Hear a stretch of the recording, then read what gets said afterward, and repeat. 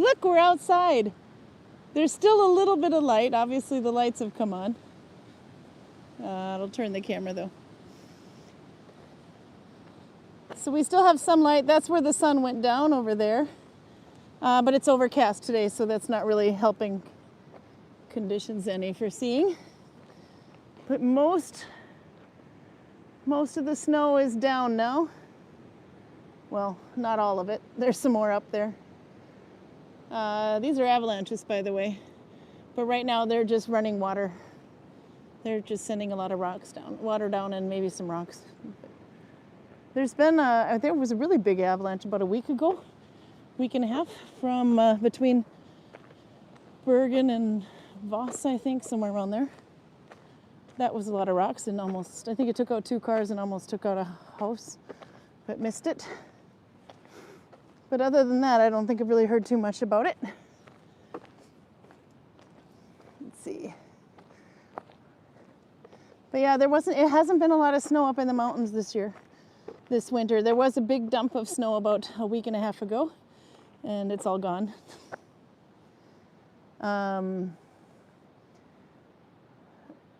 But for some reason, it just kind of rained away and it didn't come back. It didn't come down in really big plumes, except for the one that Runa caught on camera, if you saw that, over the fjord.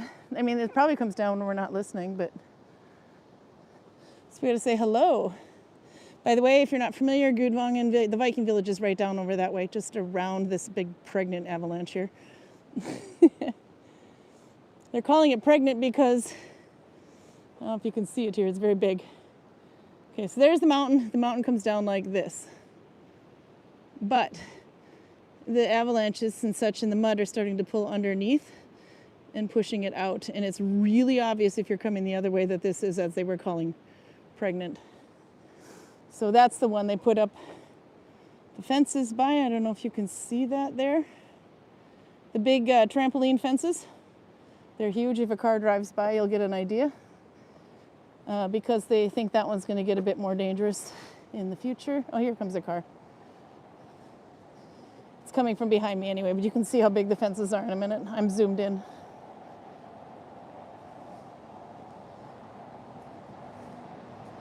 There we go. Oh, it's a truck. Even better. Now you can see how big they are. They're pretty big. Now they are not driving 80. I'm pretty sure that's faster. But that turn up ahead where they're coming at is kind of scary if they're going too fast. Oops, sorry there. Anyway. Obama is a Obama truck. Yeah, we have bananas. Obama, not Obama, I just realized that sounded like that. Obama has a branch, at least in Vestby. It's an import of fruit. And then they have a big storage facility just in Vestby, which is just about 50 minutes over the border from Sweden. And then they distribute it to the rest of the Norway. River is raging. It could actually be a lot higher than this. I'm surprised. And it probably was about 2 days ago, because it was blowing like mad. This is the remnants of an old bridge. It used to go this way. And then this thing came in. Let's see if I hold this over the rail here, we won't lose it, right? So, too shallow to kayak on this end, but if you go up a bit, it's a little bit more possible. But we made it outside today. I see on the 26th we'll be changing our calendars. I mean, not our calendars, but our clocks, which is a real fun thing for Roger and Novia and Huntington Beach, but you guys won't be doing it in the same week. You'll probably do it a week before or a week after. Ah, that was beautiful. It is a lot brighter on the camera than it is on in person. The new Apple phone, or this is not new anymore, it's over a year old, but it's much better at picking up light than the previous cameras, which is why we kind of chose this phone, because when I take work photos, we need light. But yeah, that's pretty much, there's an avalanche there, you see. It's done avalanche, but you can see all of this is sediment. We walked around and looked at that last year. I'm not walking back there now because one, I'm not stupid, and two, it's muddy as hell. You'll see as we go up the drive. Karl didn't join me because he's smart. Okay, Roger says they already changed their clocks last week and we just realized that you're not an hour late. Oops. Well, I will be next week then, I think. Wait, no. Today's the 14th. We change them on the 26th. No, so we got next week should be the same. So we won't be an hour late for you next week, I guess, for United States. But rest of Europe or Paris time, I would assume Oslo Paris time would also be changing next week on the 26th, I think, for the countries that do that. Let's see. Maggie is here from Colorado. We had some visitors from Colorado today. It was really quite fun to talk to them, see what they thought. They've seen mountains before, shall we say. She says the time change has her all off kilter with international dates, times, and maths. It's a good thing we go 2 hours still instead of the 1 hour we're supposed to be doing. It's just because we get too chatty. Audra is here. Where are you at now, Audra? Are you still in Bali, or did you find... Well, you're coming here soon, actually. She's going to be here for Easter. PJ Lightning's here in England. Audra, she says, here in Trondheim, completely dark, night dark. Yeah, no, it's... it would be actually nice to say that it would be a little brighter than this if the sky wasn't overcast. But we've had rain all day. It's 5 degrees Celsius right now, which is, oh wait, some sky over there. There you go, that's about all there is of the sky. So it's about 41 degrees Fahrenheit, which means sweater weather here in Norway, or to a Duluthian, but where Roger's from, he would be in his snow pants, I suppose, right? But you can see the glow of the lights, so that gives you kind of an idea of how dark it is for me. But I'm glad we got to see a little bit of it while we're outside. Cars driving by going, oh my God, everybody's a YouTuber these days. I just realized Facebook has changed me to a digital creator. I don't remember doing that. But okay. And that explains why I suddenly have more followers on Facebook, because it says you can, once you become a certain rank, I don't know, I posted something that got some engagement, I guess, but it wasn't that much. But it says now I am an engaging creator, so which means there's a higher chance that my profile gets shared or invited for people to follow it, which is kind of fun. That's fine. I do get a lot of friend requests, and I do have to say, unless I've met you in person, there's pretty low chance that I'll put you on a friends list, because that means you have access to my kids' photos and things. So that's why. But almost everything I post, which is of course from Gudvangen, is public. So if you're following, it's just the same thing as being a friend on there, pretty much. Not missing anything. God, it's gotten darker already just in that short time we've been out. I can't even see the fence anymore. Let's see who else we have here. I saw Robert is here, Max is here, Albert is here. I did say Albert was here. Albert says the hay fever fight is endless and long. Glad you feel better. I have to say, when I used to drive back, for the one who's here, Pruda had hay fever. Hi, Pruda. When I was driving back and forth from the Oslo area or Vestby to Gudvangen, once a week I would drive out, and once the same week, a couple days later, I'd drive back. The hay fever has gotten much better in the last 2 years that I haven't been doing that commute. There's a little car. Let somebody think I'm going to give him a speeding ticket. Should we freak him out? I'm not even wearing a reflex vest. I'm just on the sidewalk here. Anyway, but I'm standing here with the gimbal, so it probably looks like I'm going to give him a speeding ticket. Yep, he hit the brakes. Anyhow, I'm going to hell. But yeah, no, we don't have hazel trees here like they do in Vestby. And that's something that I was reacting to, but I'm not so much anymore. And I also don't have the car ventilation system blowing in my face the whole way, which is how you stay awake for 6 hours. Another car coming. This one's driving slower. Oh, it's now looking a little brighter in the sky anyway. Birch is going to be blooming soon. That one will have my eyes itching. I do notice my eyes itch all the time, but I think that's just cats because I'm slightly allergic to the cats. Let's see. But otherwise, no, the hay fever is much better over here in Gudvangen than it is over near the Oslo area due to what grows and what doesn't grow. Let's see, where are we at here? Robert says, currently out shopping, but I thought I would check in. All right, let us know if you find anything good, Robert. Happy birthday to Greg, says Albert. Hope he is doing well and have a gold day. He is. I saw him a couple of days. No, Wednesday was the last day we had work. We had Thursday, Friday off, and went back to work today. He was in with his friend Ollie. Ollie is visiting from England, and then he goes. I think he goes over there. I think they spend like 1 week here, and then he goes over there in England to 1 week. But yeah, he's getting older now. He's what, 32, maybe, something like that. He's past 30 anyway, so he's getting closer to the old age of the rest of us. Heidi Lisette is here. Up in the north. Let's see. Pruda says, feeling much better thanks to the plethora of medications prescribed by her doctor. I can survive hay fever season. I'm happy to say also it's been about 2 years since I've needed to use eye drops. I probably should use them though. We have here, Maggie says, make them bring your snow back here. We are so dry. We are so very dry. Only 60-ish% snowpack. Summer is going to be horrifically dry.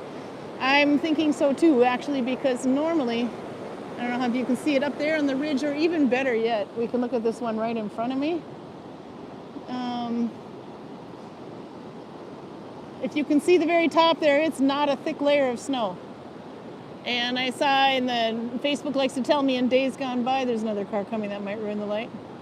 In years gone by, at this time last year, we had some pretty thick mounds of snow up there, just on the top of the, where the ridge goes up there. There we go. Where you see the horizon anyway, you would be able to see like a thick layer of snow, which is of course much, much more when you're up there than it looks. But we don't really seem to have that this year. But anybody driving up in the mountain will see quite a bit. I mean, there's a little bit on, where's my finger? There's a little bit right up there on the top. Maybe if I zoom out again. No, you can't really see, but that's the stuff that falls down. But right now I see there's a little pile below, and that's working its way down. And then there's a pile over there on the left.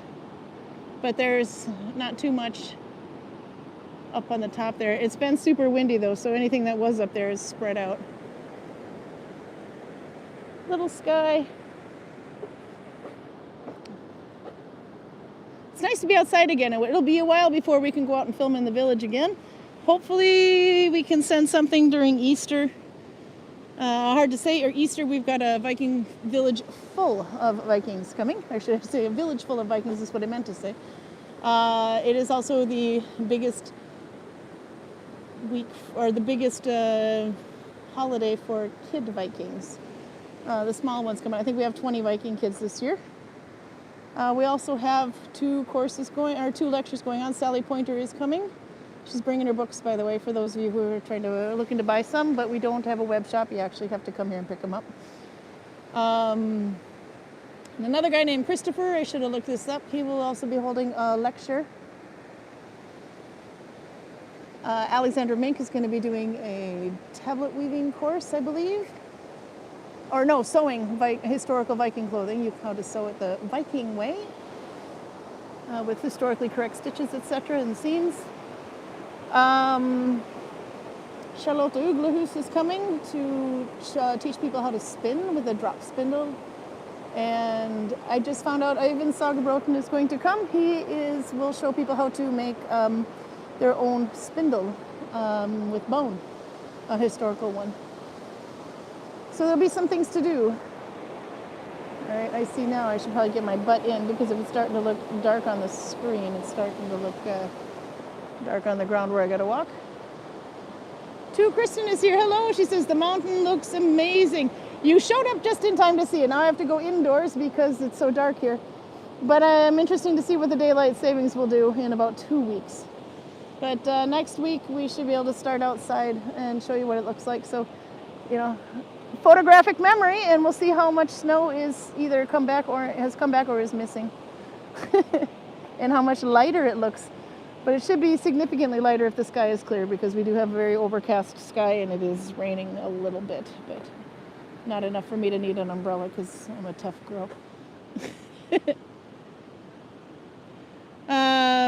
Viking party, kind of. No, it's Easter weekend, Easter holiday, and it's there's a lot of days off in Easter in Norway, which I think is kind of funny. For a country that doesn't really, is not very religious, they do observe every single religious holiday there is by taking the day off and going to their cabin. So things like Long Friday, Torsdag, I forget the name of them, but I know them in Norwegian though, but Skjærtorsdag, Langfredag. These are days that you would go to church in the United States, but you actually do have the day off here. And the way they figure in, it makes a long weekend, so we have a lot of extra Vikings that have time to come out for the first time. Oh, the sky is clearing up right over there. Bigger chunk. So they're coming out for that. And because it's a long holiday weekend, which turns out to be about 6 days, actually, almost like a full week off if you take, I think, 1 day off. We've decided to have courses and things too. It also, for those of you who are coming out and want to see the village, it is also when we open for the summer hours. So from April 1st, we will be open from 10 o'clock to 6 o'clock in the village. Currently, we are open 10:30 to 2. So that will be fun to see. And I'm ordering like mad. We got some new things coming in. A lot of people making commissions are bringing their more things in now too. One thing I'm very happy to say I found was a felted wool Viking helmet. It looks like the Yarmundaboo helmet for kids. So those should be arriving this week. I'm looking forward to seeing them. We've been trying to find some headgear for kids that was kind of fun and a little bit not so goofy, like plastic with horns on the helmet and stuff. We don't want that. They can go somewhere else to get those. And some little felted toys we've got as well coming in. Some horses, mice, and sheep and pigs. Let's see, what else have I missed here? I'm going backwards. PJ says I've been doing sketch tutorials in the evenings all week. I now have paper, pencils, etc. everywhere and have just kicked over the tub I've been sharpening pencils into. Oops.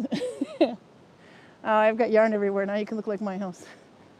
Robert says, I was very lucky and grew up in farmland, out orchards and woodland. Hay fever isn't something that bothers me at all.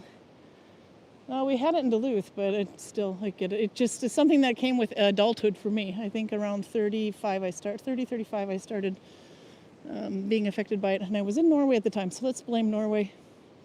Maggie says, make them bring the snow back. Yep, nope, still trying to do that. Okay, then I'm kind of caught up, so we're going to work in.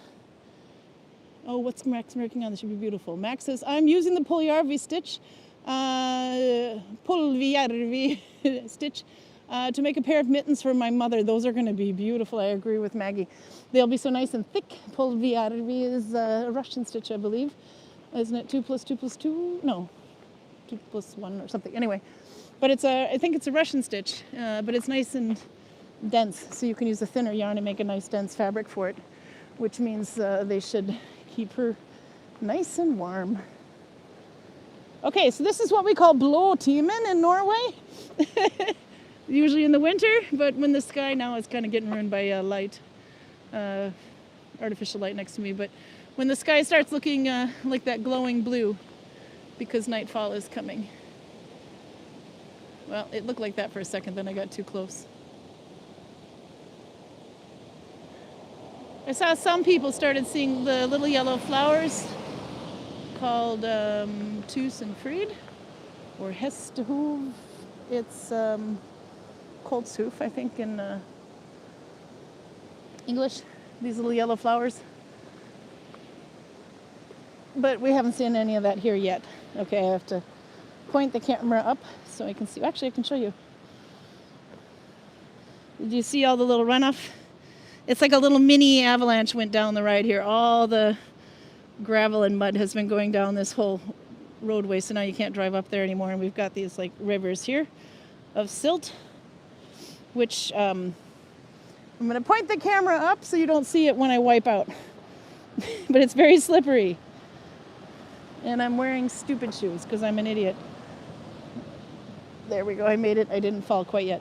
There you can see how much it's dug out of the ground. It's like a big river ravine, and you do not want to drive your car up that. Okay, now it's getting too dark. You can look up there again so I can watch where I'm walking. I have microphones on today too because I was going outside, but I'm going to probably have to switch over to the phone when we get inside because I don't think there's enough battery.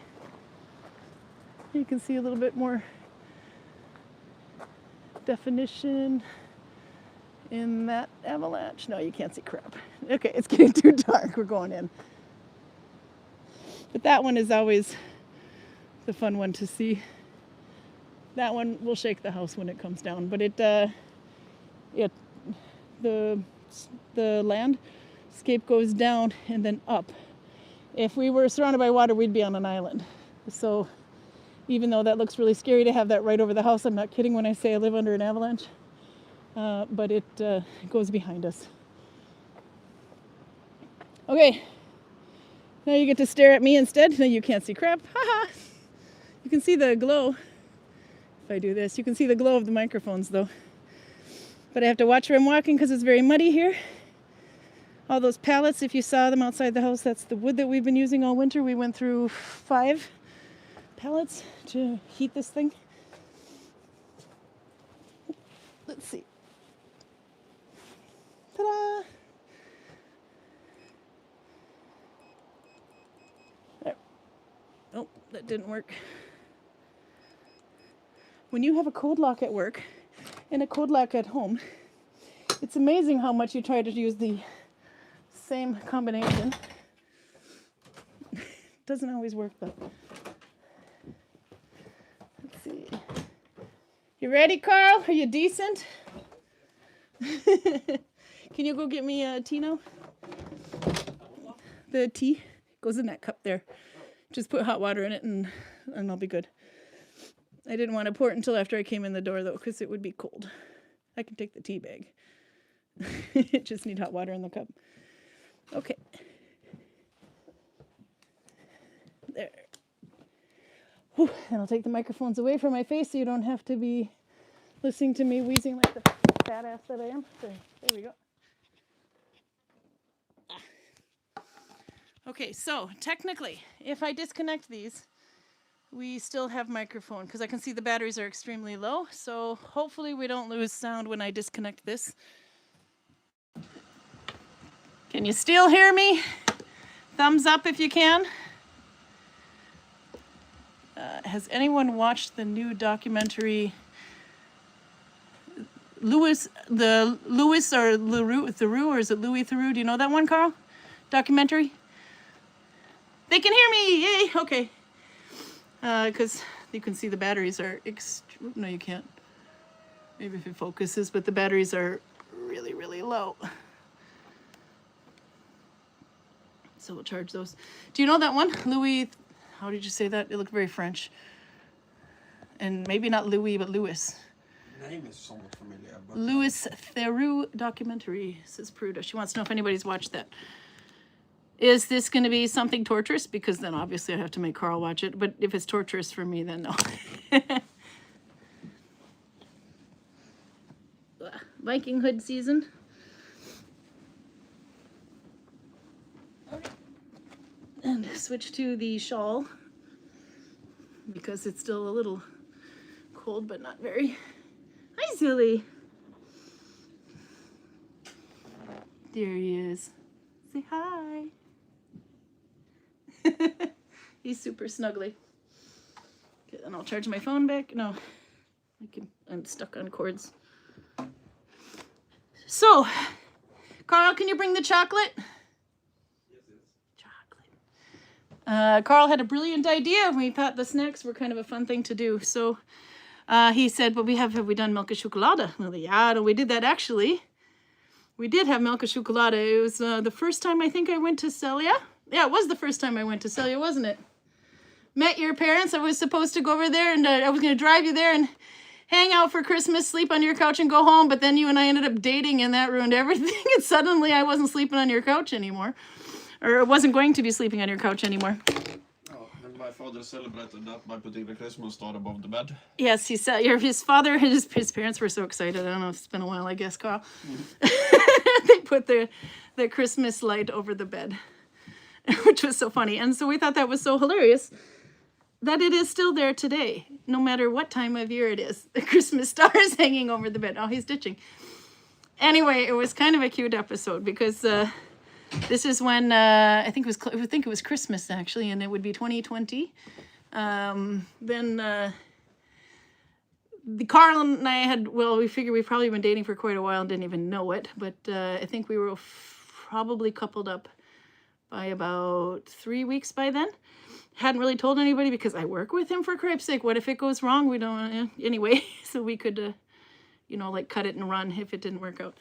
But it seems to be going well. But anyway, so I mentioned to Karl that The Princess Bride, that it was a movie that I liked, etc., or something on there. And then I looked over to him and I said, "As you wish." And if you know The Princess Bride, then you know what "as you wish" means.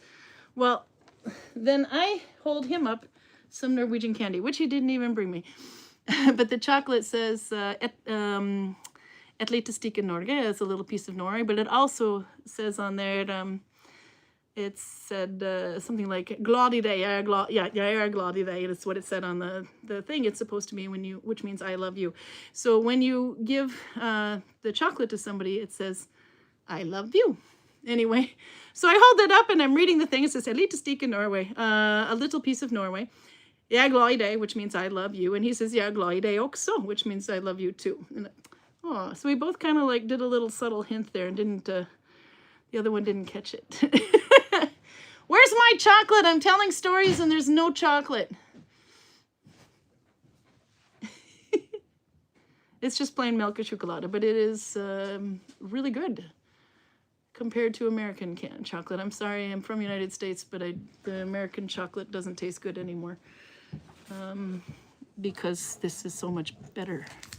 So this is the one. This is the famed Melka rule that we had that said, well, there you have, I have to turn it around. Et lite stykke Norge. Let's see. There we are. Then, okay, so now we're learning Norwegian. It's not very clear. There we go. Et lite stykke Norway. A little piece Norway. And then, yeah, they usually have little messages on it and it kind of changes. But it also said something like, yeah, did it say, jeg er glad i deg? Is that what it said? Yep. And then Karl's so cute. But this time, they've got a new little campaign going because they want you to share it. So, den som våknet uten dine, you Norwegians, you know what that means, to the one who woke up without the dina or the duvet cover, you get to have this much chocolate. Den som tok alle dine, the one who took the whole duvet, gets this much. So Karl gets this much. That skinny little guy knows how to steal the whole flippin' duvet, the comforter. I don't know how he does it. He just tucks it under his ass and he just starts rolling with it and suddenly I have nothing. So, let's see. Max says, to be honest, sometimes when I eat American chocolate, it somehow tastes like baby caca. But you're not actually wrong. We found out, Robin pointed something out, Robin Woodman, when she was visiting last summer. She pointed out that there's it's some sort of the milk or whatever they use in there or something that's treated with can taste a bit like vomit to somebody who is not used to it. And that's actually kind of true. There is like a little bit of but it's something to do with the milk or powder milk or whatever it is that they use to make it. But yeah, so no, I thought this was cute. And the different chocolate ones, they have different sayings on there. The one who did the vacuuming to the one who did the, said they did the cleaning, and then the one who did the vacuuming, that kind of thing. But this is the one we picked out because it was so perfect, because Karl takes the whole flippin' duvet. In my defense, I'm wrestling cats all night. And That I doesn't have to get... protect my eyeballs from claws. Wrestling cats does not give you the right to steal a Dina from your fat-ass girlfriend that needs more of it. You skinny little twig. So we're happy after all of these years. And then we have this chocolate, which is the exact same one, but this is a bar. This is the rolls. They look like that. This one, same thing. To the one who makes dinner, you get this much. To the one who did the dishwashing afterwards, they get this much. And to the one who just ate, they get this much. But in this case, I'm the one that makes the dinner. Karl's the one that does the washing up, and he ate it at the same time, so I think he can have half the bar, too. I think that's pretty good. What other ones did we find? We have to keep watching these, though. There was the vacuuming one and the cleaning. There was... What else was there? Oh, Karl opened a beer. I better turn it around. Y'all need to implement 2 covers so you both stay warm. Laugh out loud. You know what? You'd think so, but it's a double Dina. It's a double duvet. It's huge. But I did end up getting so irritated with him this winter that I grabbed, it's a summer one, though, a summer duvet for a single one. It's one of my kids' ones, and I took that one instead. Okay, so this is Karl. He's going to have a Corona because we're out of beer that he hasn't had before, and this is what he used to drink back when he was single. But he has to shove a lime in it, otherwise he can't have it. All right, there you go. You can have it back now, Karl. I just wanted to show it while the camera was pointed in the right direction for reading, because when it's in this mode, everything goes backwards. Double duvet, one for you, one for him. No, it's so that I can find him under the covers, because otherwise your leg sticks out and there's like duvet and then leg. And where's Karl? I have no idea. But with the double one, he's in there somewhere. I can find him. But then he tucks it under his ass and he rolls it around. And this is the big ass wool duvet that Audra made for my birthday.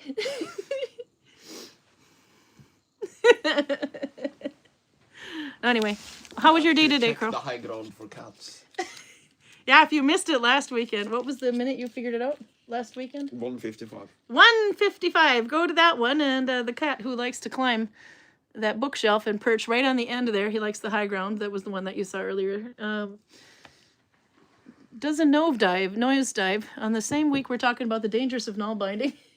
Lands in Karl's lap, and the two of us just lose our shit. I think what happened when you watch the replay. Yeah. You are talking about Harry Potter prophecies. I was talking about that. And you are waving your hand. So I think the little fucker was sitting up there, seeing you wave and going, "Oh, she wants me down." No, that wasn't it though, because he wouldn't come down. He'd stay up there. That's his. No, but he had to actually jump down earlier, and I didn't think anything of it because he didn't. But this time he didn't jump behind you, where he usually does. He jumps straight into your lap. He normally jumps into that chair. Have chocolate. Not with bear. Not with a beer. There you go. Gladida. Of course you are. Fuck you. Glad i deg også. Oh, he's a good guy. He doesn't do PDA. Okay, now I'm going to turn on my computer so I can catch up on chat. Okay, how are the tourists going, Karl? Are you getting more? I was in the shop About today. the same. You have a lot of people on the first tour, and then you have 2 or so on the other 2 tours. Oh, we made it almost 20 minutes outside before it got, like, impossible to see. Not bad. United States changed their clocks already, by the way. Today you had 2 from Taiwan. They absolutely loved you. Yeah. 2 girls from Taiwan. We had some from Poland. We had French, German, It's Norwegian. funny We had with, 9 Norwegians in today. Wait. French, German. There, sorry. Yeah? It's funny with smart people from Asia. They are probably behaving pretty much like I would do if I was going on a guided tour in their backwaters. So their questions are good if you assume that they know nothing. It's like I can't tell you anything about Taiwanese history before the year 1945. Or Really? around that. Yeah? I know nothing. Yeah. I know that after the Chinese Civil War, Chiang Kai-shek ends up with Taiwan and Mao Zedong ends up with the rest of China. Yeah. So both of them feel that they are actually China. But We were talking about the before weather. that, I know nothing. So if I went there and there was some kind of living museum for the Wing Dong Hong period, I would not be able to place it on the timeline. I would have no idea what they're talking about or when this happened. So somebody could stump you. very easily, when I know nothing, I'm very easy to Nice. be stumped. But I'm also usually not pretending to know things I don't know. Yeah. So I would be asking you what to them would be really silly questions, but to... Well, that's what they were saying in the shop. Boy, what silly questions he asked me. No, they didn't. It was the other way around. They said, "Oh, we have such silly questions to ask you," and they were fascinated with Georg. I interrupted you. I'm sorry. No, that's the thing, because I don't use a lot of years. I think I just mentioned 1 year specifically, and then I say in the late 700s or something for the start of the Viking Age. And then I refer to the year 814, the from Ptolemy age.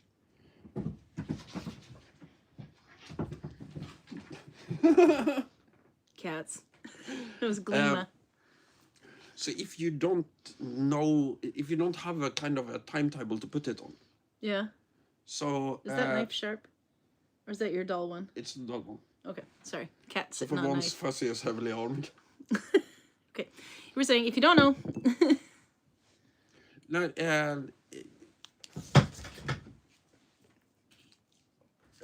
on the rare occasions, I have Europeans that are this.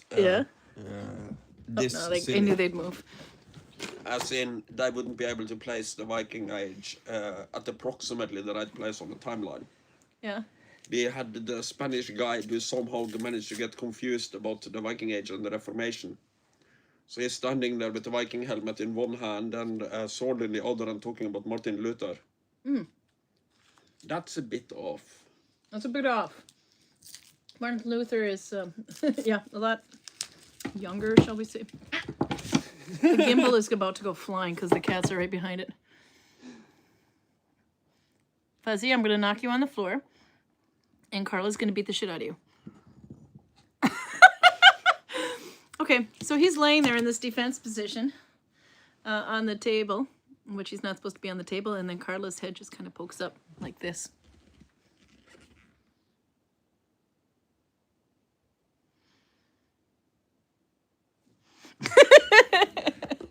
Probably would have been better if Karl did it. You want to do your imitation here, Karl? Karl imitation? We're cats. I think we're turning into old cat people, Karl. I didn't know United States changed their clocks. That was surprising to me. I was thinking they were behind us, but they were 2 weeks ahead of us. Yeah, it's impressive. Okay, I gotta catch up on... Are you gonna go show us some needle binding today? Yes, I am. I'm going to do that now, actually, that I'm in the house. So we're doing the Zora stitch this week, which has a really cute name. Because cat has to get off the table for this. I don't have anything fun for Torben, for example, and those who don't needlebind to watch. But you can focus on my teacup, some chocolate maybe, some more chocolate, something for them to look at. There we go, and a spoon, because why not? Okay, so now I have a fun background. Fuzzy's knife too. I mean, Fuzzy's knife, yes, the Scramasax. That isn't sharp. Okay. So this is the Zora stitch. I did unfortunately choose a yarn that's a little dark to see. This is 1, 2, 3, just starting the 4th row of it. It is dense, so I have to kind of like lock the loops into place every once in a while by doing this. Every row probably. But it is over 4 loops. But you can see it's really thick. And this yarn is not exactly thin or thick either. It's like a slightly less than worsted weight. But I'm going to make mittens with them, or at least wrist warmers. We'll see how far we get this month, because I'm horrible with doing things during the week when I'm supposed to be working and stuff. So there we go. We got 1 and 2, and you should make them in tandem if you do. because you'll remember your stitches. You do this, do one chain and then you do the other chain, same stitches. Then did you connect with 1 or 2 loops in the beginning and etc. And do the same, and then you can measure them after after 3 rows to see if they're about the same width, and they are. Maybe you were slightly more frustrated when you were doing this one than this one, or maybe super relaxed, so one might be looser than the other. So you can at least check that you would have the same gauge. But if you do them in tandem, most likely that you will have the same amount of rage for each one so that they'll match. Whereas if you wait a week and go and do the other one, you might be more relaxed or something and it'll change. You'll use the same amount of stitches and everything, but you won't understand why it's loose. Okay, so I can show you how to start this, but we'll use a different yarn because I don't want to unpick this. This is my Latvian yarn, by the way, which I have somehow... That might be a little bit too easy to drink. Oh my God, you finished the Corona already?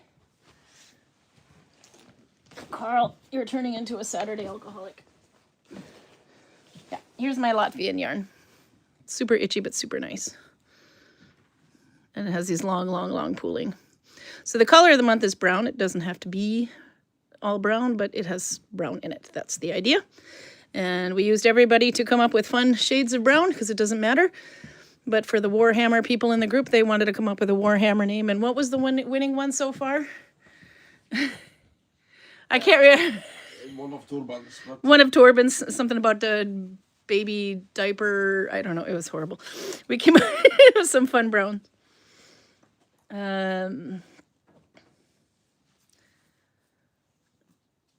Okay, let me get some string here. I don't want to take too much. This is just for demonstration. So this yarn is about the same thickness. So if you're going to start a chain, actually you can do a disconnected round start this way too. So you can see how many you're going to need to go around. Move his spear out of the way. Okay. So start with 1 loop. It's just a pretzel knot like that. Put it on your thumb. For this, you're going to need 4 loops. So you go behind everything, pull through, catch the new one under the old. That's 2 loops now. Same thing. 3 loops now. Keep the order. That's important. And everything, 4 loops. Okay, and it's not super tight on my thumb, by the way. We don't need to create the muffin top on the thumb. That does kind of hurt, but that's because this stitch will, it might look loose in the beginning, but it will catch up when you get 3 rows done. So I can pull this one and tighten the first loop just a little bit for fun. Okay, so for this one, you're taking 1 loop behind your thumb. So keep them in order, which is the first loop away from you, and then you're going forward under 3. Trick here is to keep these 3 in order.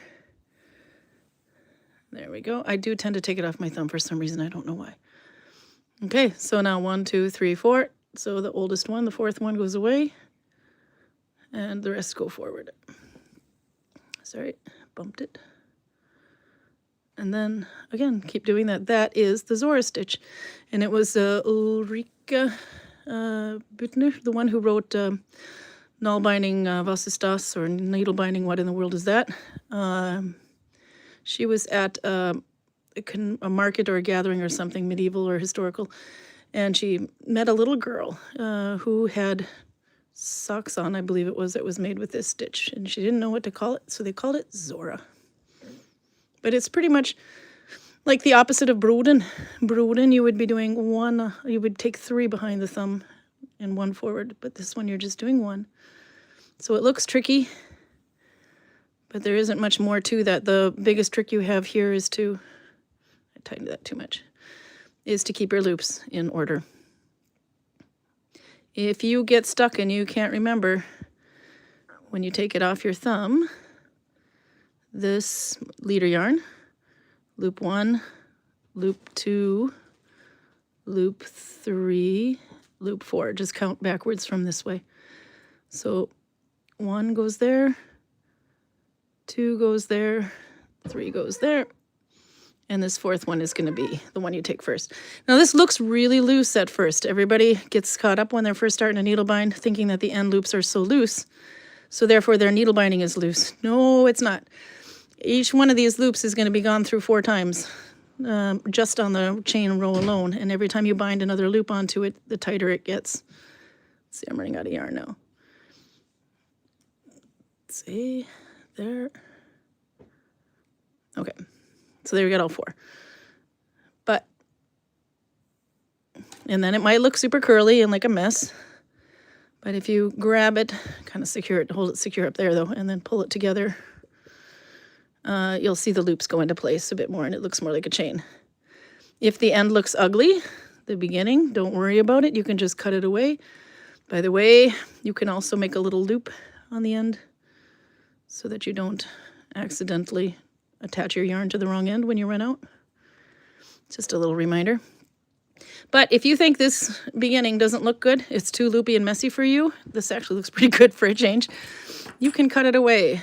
Because if I just cut it and then just pull away all the end bits, it'll look like I had a pretty nice start all along. It's just not, so it's not going to go anywhere. Anyway, but yes, the end loops will look very, very loose, but you can see as you start binding through them, when they're all bound, they look much, much tighter. So a lot of people get hung up in this. Don't think about that. As we say in Norwegian, driti det, which means basically don't give a fuck about it. Sorry about my language. My mommy's crying. Okay, but anyway, that's what we're doing, and it's easier to look at this in the lighter yarn than it is with the darker. I chose to do an F2 connection, which means I'm joining it with one new loop and one old loop to make it a bit denser, but you can also just do one if you want to. Then however you connect it, even if you go backwards, it'll change the look of the stitch. But this is F2, which means one new one, one old one from the front. Maggie says, nearly 30 years of null binding, and the most awesome thing I learned is to put a little knot at the end, and when I don't, and I don't want to join extra yarn to it. Yeah, I didn't weave in my end here, but yeah, there you go. See, I still do a little knot there. It basically means nothing. You can go and weave in the end when you want, but it's because then I'll know when I go to splice the yarn that this is clearly the wrong end, because everyone has done it, and if you haven't done it, you will join the club before you know it. Everyone goes to join on the yarn, and they join it to the wrong end, and then they go to needle bind, and everything looks all messed up, and they don't understand why, and then they figure it out, and they're like, oh God, I'm an idiot. So, okay, but you can also see that this and this, which is pretty close to the same thickness, this looks still looser, but it looks much thicker here. And so this is your thing about gauge.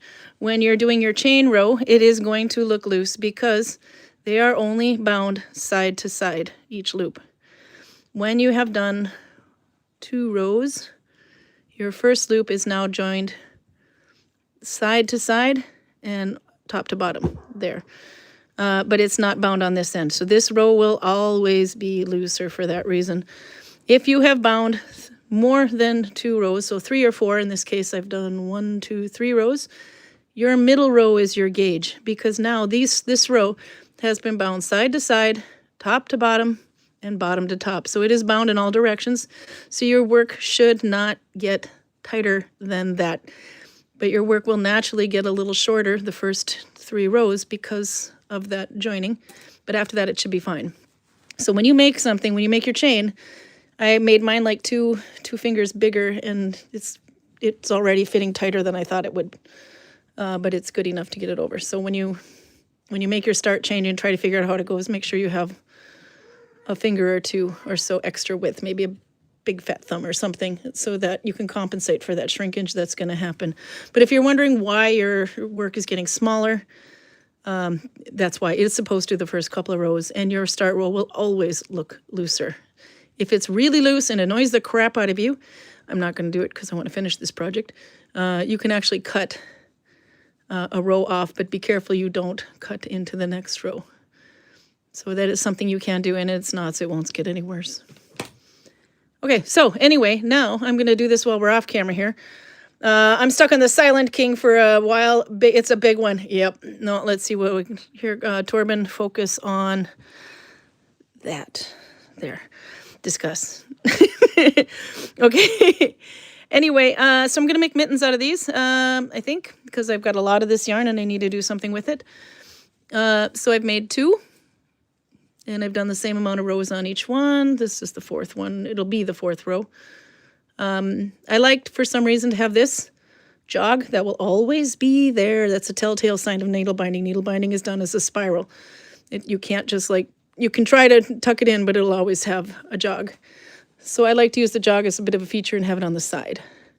But it also reminds me where my mittens are when I wear them and test them and such. But I don't know why I do that. Maybe because this is the part that shows to me when I'm wearing them and it looks nice and smooth and the world is happy. But anyway, so now when I try them on, I shouldn't have taken it off. I try them on. The mitten might want to go over on a jacket sleeve, remember? But when it gets to about where I'm happy with it here, this wise, then I can start, I might increase just along here, 1 or 2 stitches every round until I get to about here, right on this part of the thumb.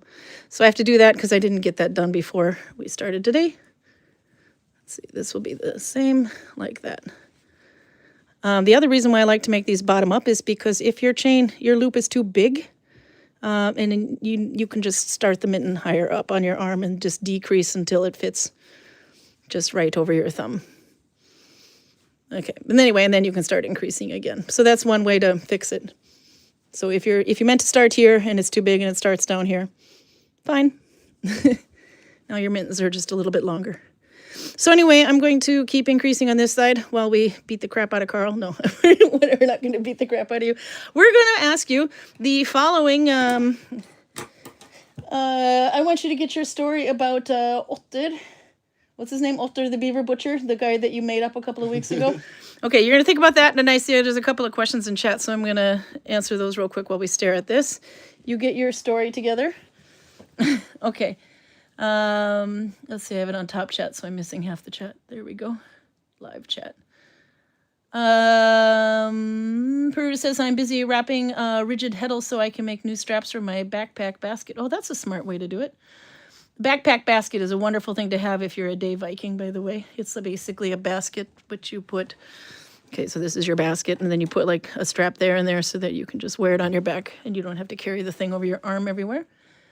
I used to put my kids in there when they were really small. I have twins. And let's see, how many models in the queue? I have 42. What are we talking about, Torben? I gotta go further up. Nikki says, I tried to get my bestie to join online because he needs yarn and all binding education. Oh, by the way, I saw Nikki, but I didn't get to answer it yet, so I didn't open it.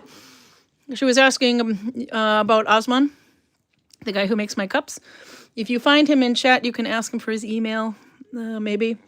He doesn't actually have a web page that I know of. It looks like I have floaty in there, but that's honey. Is my honey supposed to look like that, Torben?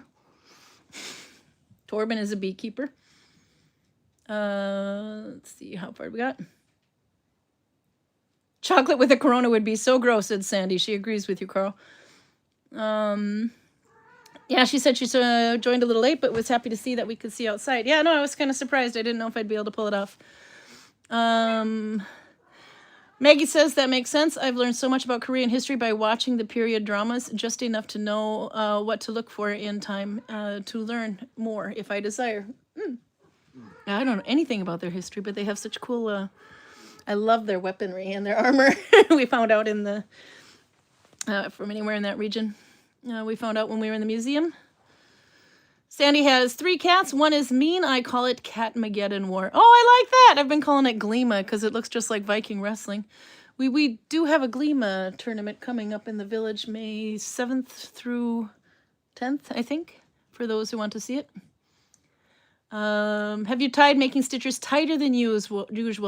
It makes the stitches much more durable and very, very dense. I have, but I found out that my gauge is kind of dense already, but you can do something called after tensioning. I'll show that real quick.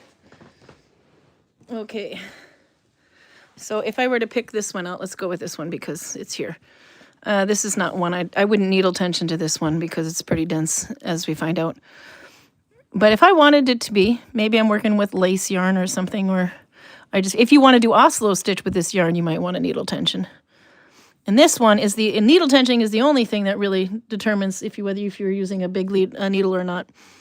Otherwise, it doesn't really matter because it's your thumb if you use your thumb. So if you make, now we took out a bunch of those. 1, 2, 3. This is probably not the best stitch to demonstrate this with. Oslo would be a good one.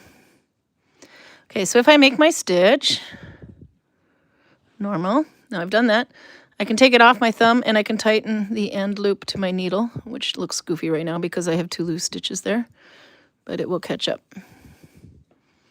Put it back on your thumb, and then you have your other loops here too. Okay, then that's my 4th one goes away. Oh, Torben sent a video, I have to check. There, take it off your thumb, tension it to the needle, not too tight though, because this is a skinny needle. 1, 2, 3, there's the 4th one. It's a little tricky to do this now because it's needle tensioned. There. Ah, I took the needle out, I'm an idiot. Let's just pretend it's in there. And it'll make it much smaller. I think I have one more loop to do. 1, 2, 3. Maybe I didn't needle tension all of them. But when you pull it to the needle, that's it. I'm doing it with Oslo stitch. It's easier. And then there's also something called after tensioning. Say your needle you're using a fat needle or something. You don't want to tighten it as tight as your needle goes. Then you can just pull it a little bit afterwards. I notice if I after tension, I tend to have an uneven null binding. But if I tension it to a needle or to my thumb, my null binding rows look even, like the same thickness all the way through. If I was after tensioning, it can be like that, but the rows look about the same size or consistent if I either bind to my thumb or to the needle. Okay, Oslo, 2 loops.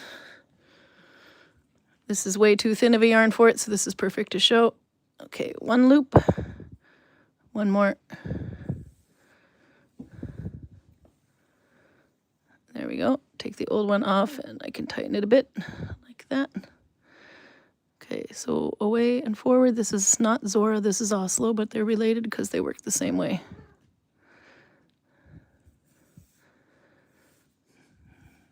This needle is too thin for this. I'm going to poke Karl with the needle. Sorry, there's the 2nd loop. And I'll do a couple of these so you can see the difference. Sorry. I'm trying not to stab Karl with the needle. He's sitting to the right of me, which is really kind of not the smartest thing.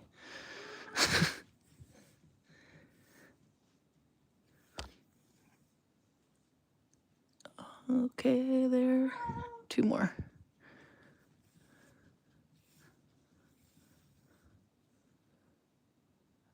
Three.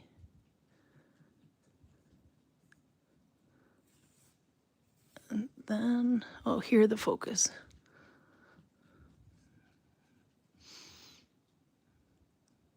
4.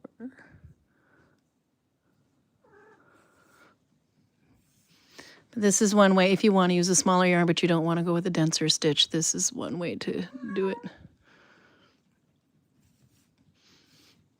Okay, so you can see it gets much thinner. This also stitch. There. Blurry issues. Okay, but if I go back to thumb tensioning, and then it depends where you tension on your thumb. I usually go with the bottom of my fingernail. It just tends to fly up.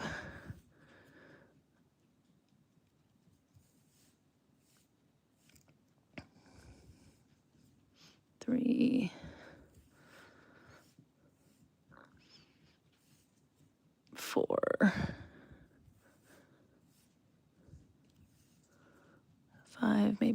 more. I don't know why I'm counting. Welcome to my OCD. 6, 7. Okay.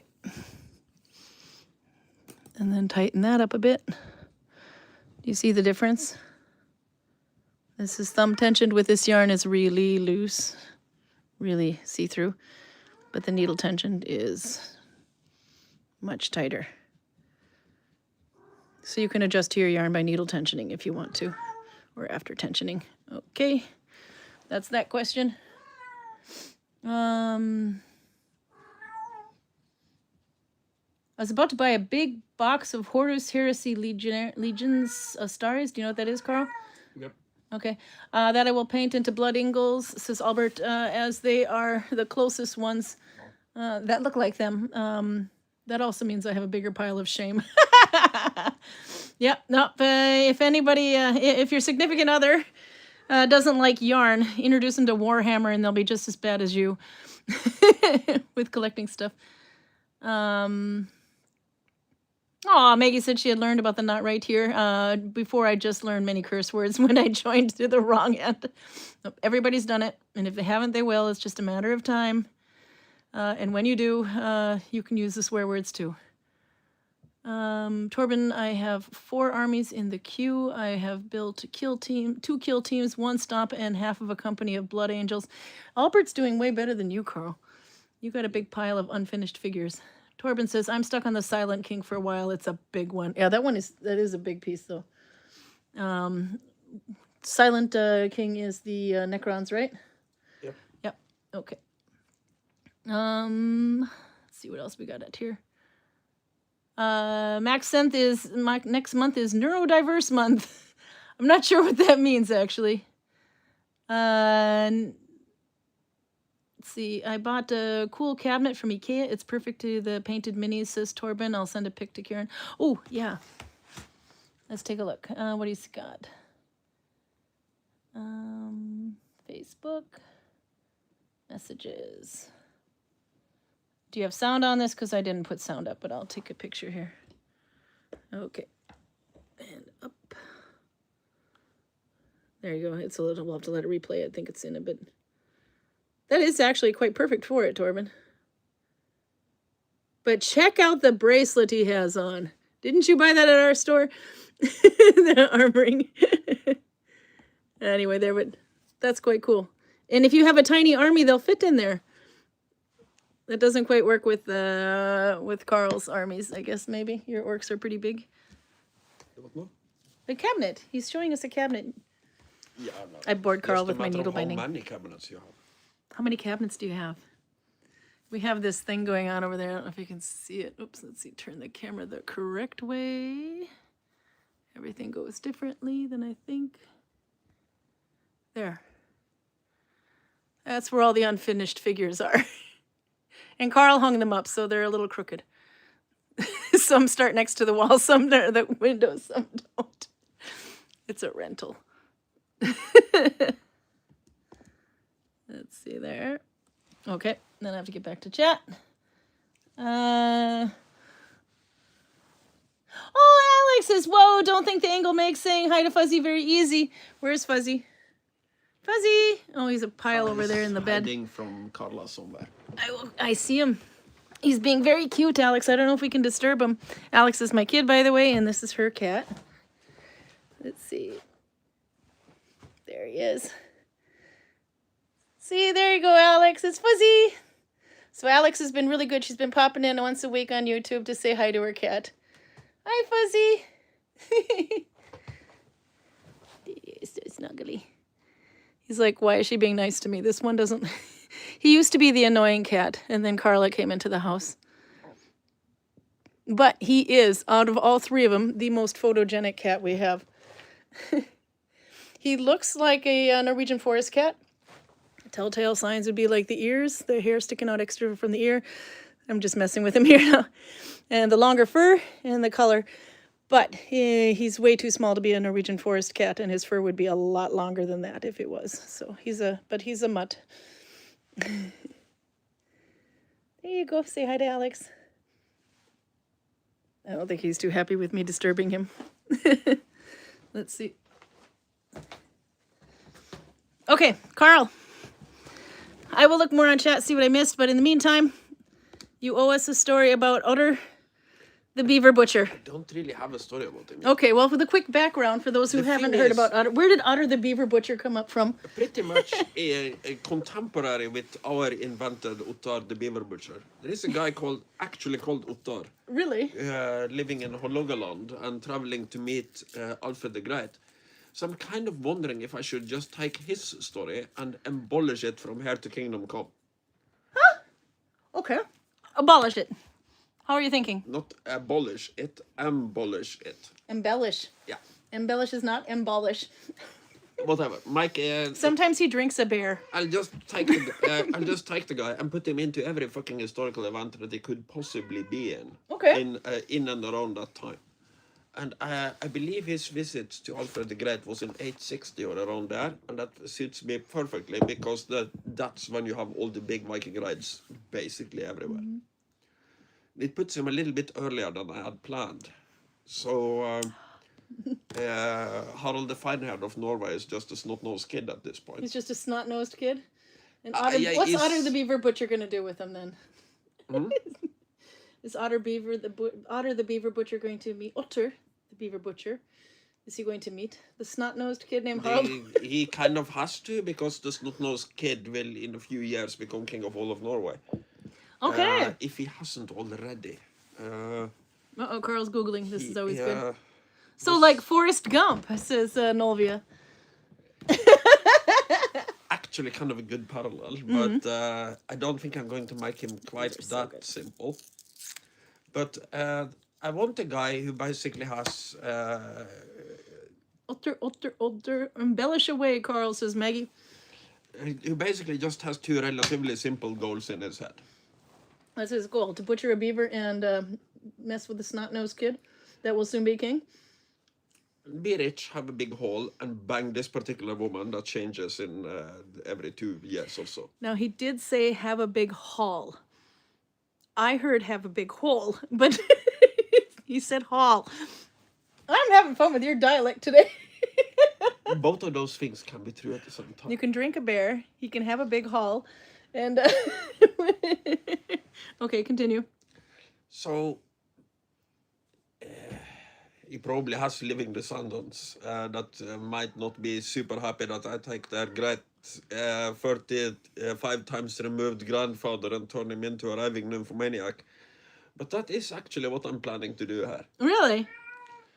But then I have to find the correct source. I've read excerpts of basically the interview that Alfred the Great had with this guy, and what little I've read of it is kind of funny, because he's from Hålogaland, so it's between Trøndelag and the north of Norway. It's pretty far north, and he is trying to explain to Alfred where this place is. And Alfred basically asks him, how did you find your way here? And he answers, and I'm paraphrasing, and I've only read excerpts, but something to the effect of, oh no, it's easy. You just make sure that you have Norway on the port side of your ship. Then you keep sailing until you run out of Norway. Then you have Denmark on the port side of your ship. Then you have France on the port side of your ship. And then you will get England on your starboard side of your ship. And you're here. Don't need maps. Torben says, Gunstein Gudfot is one of the lesser-known Vikings from the late 700s. I can tell that Torben is messing with Karl, and I love it. Yeah, but I'm just trying to remember if this is... Okay, if you don't know, Torben. Torben knows Karl from back in the day. I'm trying to remember if this is a Turban thing or if it's an I'm assuming this Øystein is- Sunde thing. This has got to be one of the Sogndal school things. I love it when you do this to him. That look on his face that just says...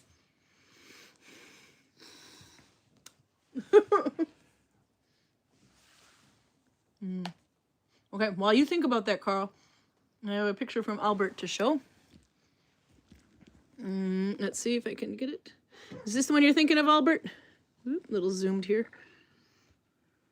There. That's his workspace, his workbench, with all his Warhammer figures. I like these containers. We need these. And then look at the unopened box pile. This looks familiar, Karl. But the Norwegian flag is represented. Very good. And the books. Oh, look at the Stampa. Have you painted that yet? I think we thought about painting it.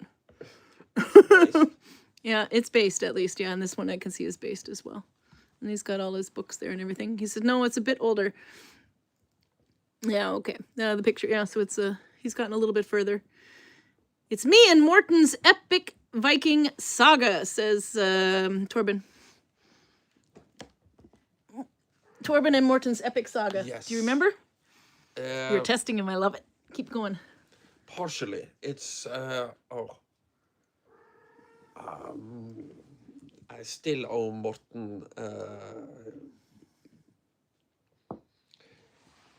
I have to needle bind. I got chocolate in my mouth and tea, so this should be perfect.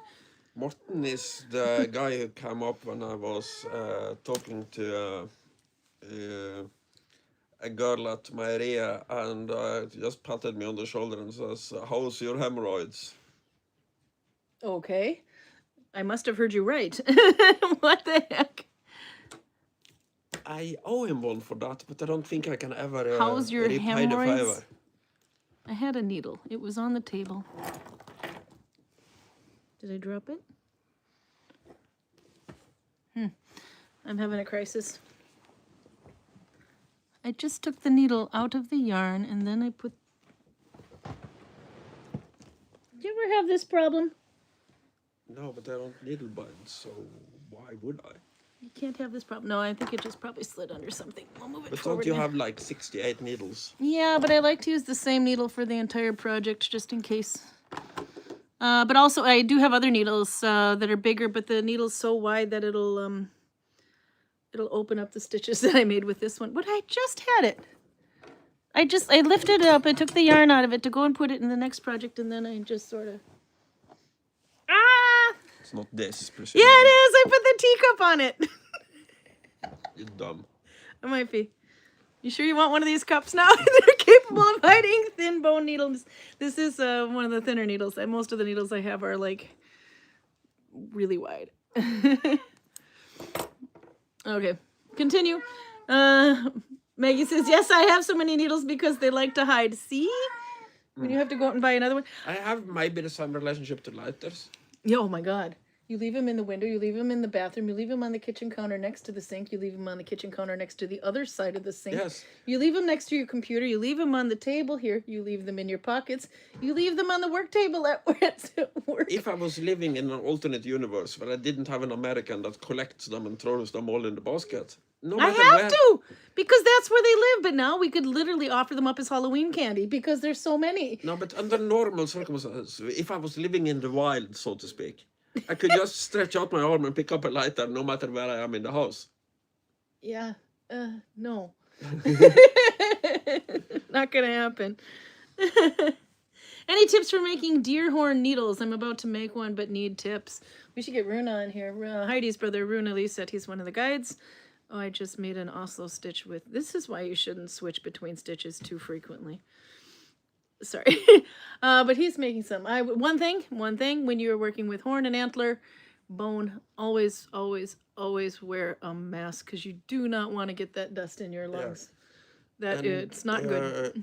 I don't think you can split their horn. So you probably have to saw out a piece and then file it into shape, if I'm to guess. But Rune is the craftsman. Yeah, there. Runa's crafter. I know when we were doing bone, way back when, so this has got to be about 2020. Maybe 2021. Ultimately, you could probably do what he is doing right now with Nefertofel pieces. Boil the living bejesus out of it. That's what I was just going to say, because we had back when we had the moose. That would be 2019, I think. The Moose in the Village, The Moose. It was a Danish movie that was coming to do some filming, and they found they needed a moose for their filming, and they actually did call the department of whatever, and they had a roadkill moose. So they were able to pick that up and use it. Anyway, then we have all... you can't just throw away a perfectly good moose in the village. So we did everything with it. Cut all the meat, cooked it and everything. But Runa's like, bones. So we have moose bone needles as well. But we actually did take some pictures, but I can't remember if we were on YouTube at quite at that point. It might have been right before YouTube. Oh, that was quite wise. But we were before YouTube. filming a little bit of it to show how they were making, how he was doing it. But the first thing he did, is boil it, all the shit off. That you gotta get everything off the cartilage, everything off the bone. The Moose project was over by December 2019. Yeah, And YouTube. but the you bones were much started, later, I think, because he uh, could just freeze the bone until he was ready to use it. Yeah, but Siri wasn't there anymore after that. Yeah, was she here for? I don't know if she was here. Maybe. Oh, she was absolutely here for the Moose. No, I know she was here for the moose, but I wasn't sure if she was here for the bone thing. When he was taking the bone, he brought the bones then and boiled them over the fire, and then we were filming it anyway. But I have no idea what I did with the footage of that. But I'm not 100% sure that's in the Viking Nalbinder quarantine Nalbinding. I would be very surprised if it was. Anyhow, but Because you started during quarantine, so it was basically just you, Virginia, and Tuffe yeah, I don't. at all until. So long story short, no, I don't think I About have May. it on. I don't think it's part of that. But anyway, what he was the point I was getting at is what he did is first he would boil it, get all the meat and everything off of it, and then I think he could then cut it in half, because moose bone it's a big bone, so he would cut it in half this way, and then cut it into strips and have blanks. Yeah, but I'm talking about Moose horn. Yeah, antler. I think you could do that. Well, the antler it's got this just like the moose. Also, is very porous in the middle. Yeah, So I think you could do it the same. maybe. Maybe we need a tame Runa to come online. You're just listening to idiots speculate here. So, So we don't unless know. we can talk to Runa or possibly Greg. No, because when I was at Sally Pointer's coming at Easter anyway. But when I took her course last March, we had these little pieces of cut off pieces of antler. Because mine is actually antler, not bone anyway. But it was just cut off pieces that were like a little bit bigger than this. And what she had us do is file it and shape it to the feel that we wanted. And then drill a hole with the eye hole anyway, but start by drilling it a little bit. But you had to wet it. And you could even do it with a sharp rock or a knife, just kind of carving a little bit right there and working it in. But she had us wet it down. And I don't know if it was necessarily to make it softer, but it no. definitely is to keep the dust down. That if you don't boil it and boil it for a very long time, Yeah. the wetting isn't going to do anything. Because if the moose got wet horns every time it rains, then that would have an issue, right? I read strap wrong, says Torben. I have to figure out what that is. The other thing, the reason why he's boiling horn, though, is because the bone, I think, would do the same thing. Because I noticed that when this is in my hand a while, it gets warm and it can bend a little bit. But he's finding a problem with the horn is when you boil the horn, you can put some weight on it and rechange the shape. This is why you can find a straight comb made out of a round horn. Yeah. Things like that, but because you can boil it and reshape it. Yeah. Same thing with the tablet weaving cards you can make out of horn, even though it's rounded and technically shouldn't work, but it does. Yeah, no, that's what he's doing. But, Yeah. He's if making you- tablet weaving cards. I'm not sure if the same applies to bone in the same way, and I'm not sure if it applies to all types of antler in the same way as it applies to horn. But the old-fashioned way of making glue was to basically boil horns forever. Oh, that one I could see working, because I know that it was getting really gloopy when I was just with... The Vikings made glue out of fish, and it's the same principle. You boil the living bejesus out of it until it gets goopy. Sounds disgusting, but hey, if it works. Next thing I was gonna... Yeah, anyway, but yeah, you're able to, it's malleable or becomes more malleable. He said right now he has a problem with it bowing, but he's put some weight on it. Yeah, kind of Bending? bowing, not bending per se, but just like a arc, like a bow. Like the Like a bow and arrow bow. Boeing 474? Not a bowing like a B-O-E-I, no, B-O-W. Bowing like a... Yeah, no, the cats are having fun again. Okay, I gotta check in chat here. Clean the horns really good. The smell can be interesting, says Torben. That's actually true. Yes, it is. It's nasty. Same thing with bone. Once upon a time, I dated, in the speed bump in my life, a guy who made bone needles. And they were beautiful, beautiful, beautiful needles. He does a really good job. But whenever he was working with the bone needles, it smelled so bad. Maybe it's akin to boiling cabbage in the house. It was just nasty. One moose, several meese. Several is a meese. Ha ha ha ha. That's like mouse and mice. So then obviously it's got to be moose and meese, right? Sounds fair, but I know it's not right. That's right, Torben. Go tell all your friends. They'll think you'll be so smart. Redisby is here. One moose, several moose, like the sheep. Yep, it is true. And sorry, there it's stuck. Okay. Chocolate mousse. No, that's spelled differently, but nice try. M-O-U-S-E is what he's thinking of. Oh, my bad. I need battery. iPhone. Why are you pointing at the ground and say I need battery? Because this was right on your knee and you looked right past it. You need power. I need battery. There. Battery power. Okay. Next is my youngest nephew, Nefling, I like that, is going to be in preschool this autumn. She's going to be 3. You can make so much stuff, fun stuff for 3-year-olds. Because they're small enough to make it not such a big project. But big enough to make it an actual object that they can use for a while. Horn works more like modern plastic, says Robert. Oh, Robert has a lot in here. Let me see. He said antler and bone work the same way. That's what I was thinking. They have a solid cortex, but the center is porous to allow blood flow. Horn is more like your fingernail. Yeah, that we actually know. Fingernail and grows around fleshy pith sort of thing. Fleshy pith sort of thing. But the reason we know that because we sell drinking horns, and sometimes when they arrive, if they have had any damage or a hit like this, it's just like when your fingernail splits, you could actually split it in two this way. You can get a layer underneath.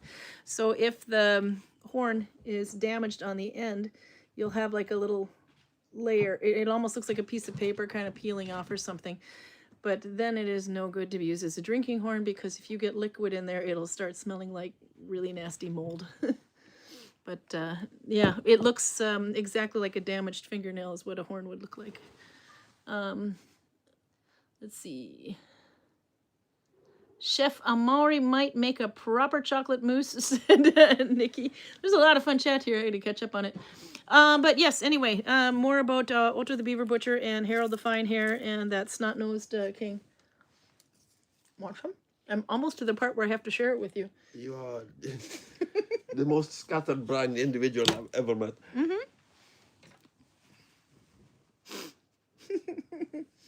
No, but you're... I need to get the plot of this story to be in and around the 860s. How much time do you need? Because we're looking for the book already. Are you insane? Mm-hmm. I'm criticizing people for getting shit wrong. This would require me to do an enormous amount of research. Better get started. You've had 2 weeks. 3 weeks with Otter. Well, in reality, not Otter. really.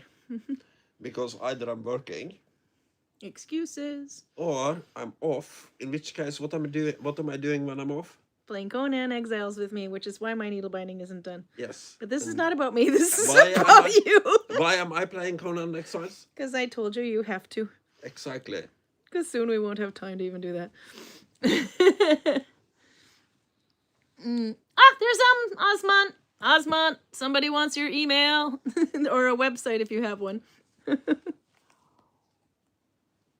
Artifacts Master in the chat. That is Osman, by the way, the guy who makes my cups. But no, someone was asking if you had a website or how they can contact you if they want to ask you to make something for them. He does amazing work. Did I miss any other ones in here too, by the way? I saw that my kid snuck in there, but I think she disappeared before I brought out the cat. She has my attention span, don't you know?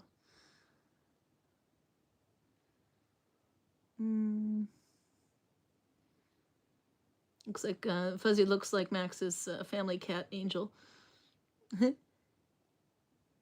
I like that. She can be persnickety, the cat.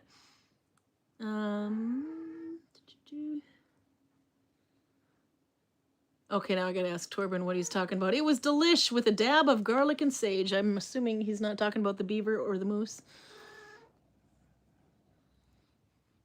Torben, says Nikki, how was the chicken sacrifice? Did it taste good? I found my knitting needle. By the way, I'm glad I'm not the only one with needle issues today. Okay. And then Sandy says he does beautiful work. Yeah, I love it. This is, like I said, it's dishwasher safe and microwave safe. But it look, with the exception of this part here, it looks just like hunting who now? Which one? It's I don't know. I can never tell. There, one person hunts one that way, and then the other, cat. Then the other cat goes and hunts it the other way. It's called a hunting Silly, which you don't see very often. Well, Zilly doesn't seem too bothered. He's licking his balls. No, but she does that too. Well, not balls, but whenever he makes her go away from wherever she wants to be, she stops like right in front of him and licks herself to basically go, yeah, no, I'm meant to go away. Uh-huh. Torben says, gotta go. Me and my mother are drinking some wine. Okay, yeah, now you can tell the story that you weren't supposed to tell. Or, I don't know. Now you can tell embarrassing Torben stories because he's leaving. Or do you have any? How can he have all these wonderful stories that make you blush, but you don't have any on him? Well, I have a little bit, but I've already told it to his face, so what's the point? The rest of us want to know. Why I does have it smell told like... it to I his know, I'm face just on kidding. YouTube, Oh, Mama. okay. Sorry, I got distracted by really intense cat poop smell. Mm-hmm. I'm thinking that's why one of the cats is a little bit lighter running around the house now. Wow, says Osman with big hearts. Yep. No, if you want, I don't know if it'll let you add an email in chat, but go ahead and do that, and they can get a hold of you if they want. Ready, says Karen, I know you were talking on a stream a while back about having a needle binding event at the village at some point. Have there been any news at that front? The person who's doing our social media right now has just had a baby, so congratulations to her. But that also means she's got some time off right now. But we'll try to get something posted probably after Easter. We need to do that. Yeah, we will. We are approved to have an event in November. Probably the first or second weekend in November, because then we will be going to short days in the shop and in the village, and it's nice to have some things to do in the evening. So yeah, it'll probably be on then. We'll get something posted officially when we can. I do have 2 lecturers that are going to come, one from the United States and one from Sweden, and maybe more if we can, but that I'm allowed to do so far.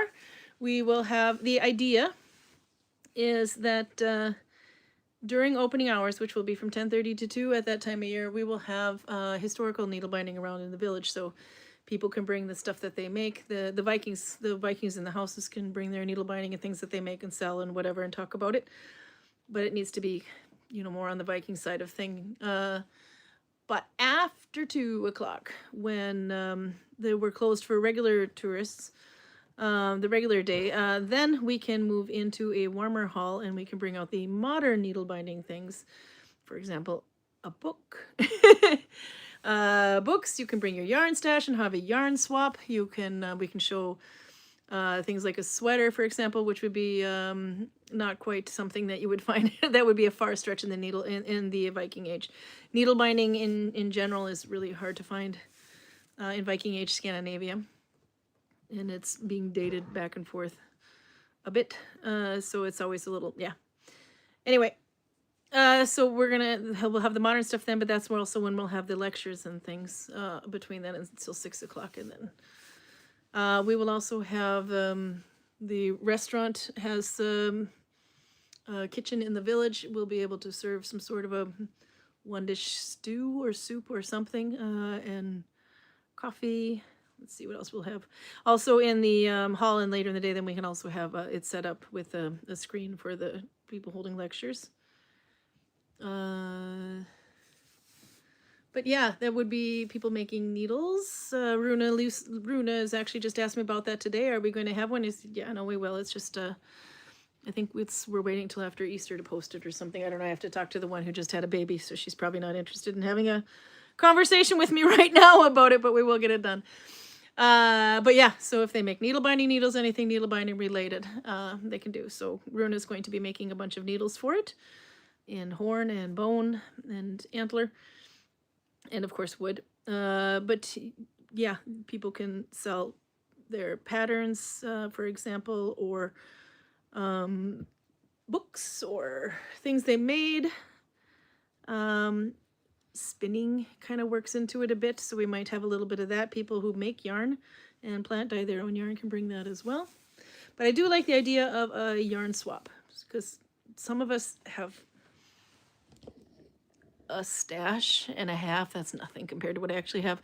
But it's a great way to bring yours and either swap or sell it or trade it or something like that for somebody else's stash, which maybe something they're tired of is your favorite yarn. For example, I actually heard, clutch the pearls, but I actually heard the other day somebody said, oh, I just don't like that Icelandic yarn. It's so, that Lopi yarn, it's so loose and it's not my thing. I need applied yarn. I need something that's better. I'm like, really? You don't like Alafoss Lopi? I absolutely love Alafoss Lopi. I just want to say that. So it can be a win-win situation to have a yarn swap too. I also told Runa he needs to make emergency needles necklaces. So basically it would be a needle binding needle that would be Ann Decker's dream, because she likes small needles like this. So it could be a small one like that, maybe a little wider, whatever. And it can even be decorated and you kind of wear it on a cord as a necklace and show everybody, look, I'm a needle binder. But then when you're waiting around and you forgot your needle and you need a needle bind and you can't find your needle and the panic is like growing in you because you put it under your coffee cup and you can't find it, you're like, So the plan then is to have all these ditzy needle binding women who love to hug each other have a sharp object around their neck. Yep, but don't worry, we're going to bring the men as well that will make the sharp objects for them to wear. Yes. No, I mean, But no, but that was something Indy, I think we told him we need some of those emergency size needles in the shop that work like a pendant. First aid responsible for this, I think. Oh, thank you for volunteering, Karl. I think you'll do perfectly.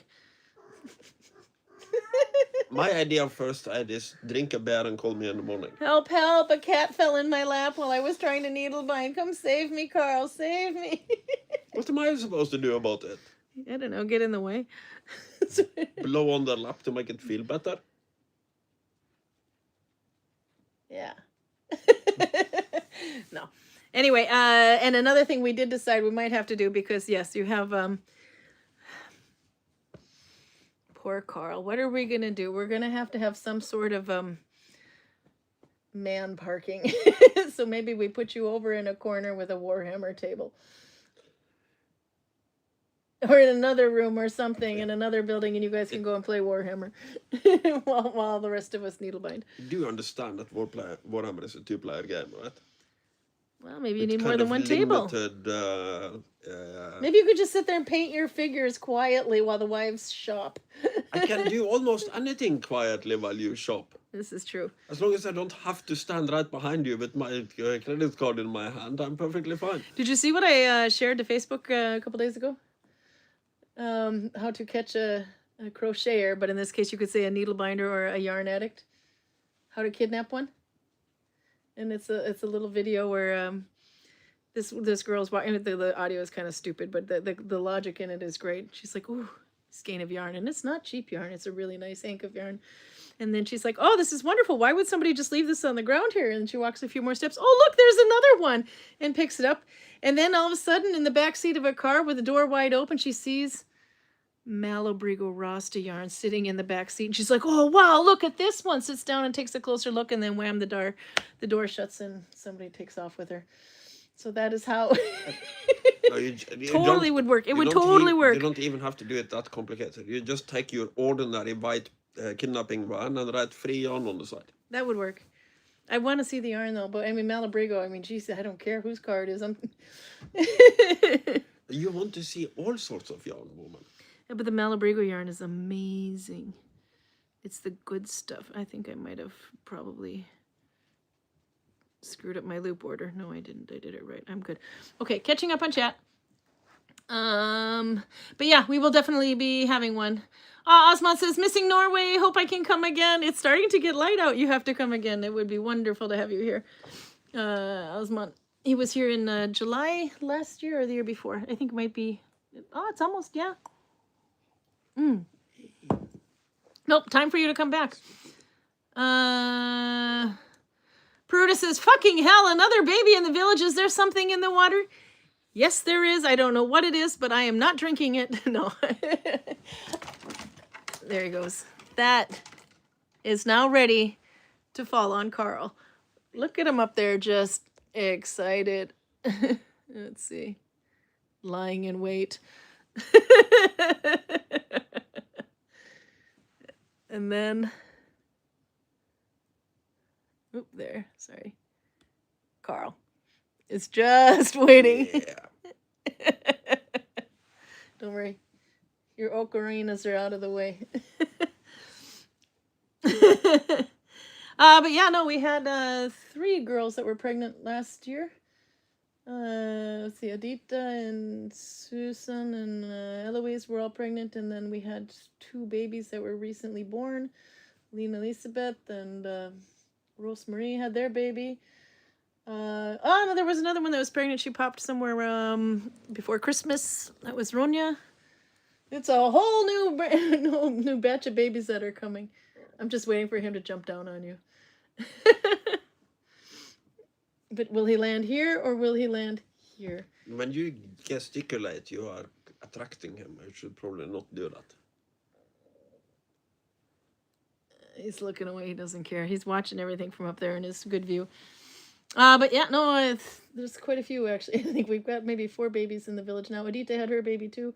Susan had her baby. Louise had her baby. Do we have any? Yeah, Jessica is pregnant. She should be due soon. Is anybody else pregnant now? We just have the one now, or? Most of the names you have told me now are people I don't know. They're all volunteers for the most part. Some of them are on staff. Yeah. The volunteers, as far as I'm concerned, do not exist unless they piss me off or do something to impress me. Yeah. Let's see. Maggie says, Otter says you can footnote it as an example of how to be funny, inaccurate, and still better than the Vikings show. Yeah, it's a pretty low bar. Drunk monkey on mind-altering drugs will be more funny and accurate than the Vikings TV series. I saw a little bit of Valhalla. I couldn't figure out what it is. I haven't seen Valhalla yet, and I haven't watched all of the Viking series because I kind of got, I don't know, it killed me when did the hot air balloon made out of reindeer skins. That was just, I don't know. Anyway, but there was, when I went to the diner to go and refill my coffee cup today, I started seeing 2 sons talking to each other. Da-da. I don't want to be like my father. Da-da-da. And they were kind of wearing some really horrible bubble jacket made out of leather kind of thing. I didn't know what the heck this was. And then I figured out it was actually a lady on staff there said it was the Valhalla series. So I'm thinking I can't put you through that. No, you literally can't put me through that because I would straight up refuse to watch it. You made me watch Sisu.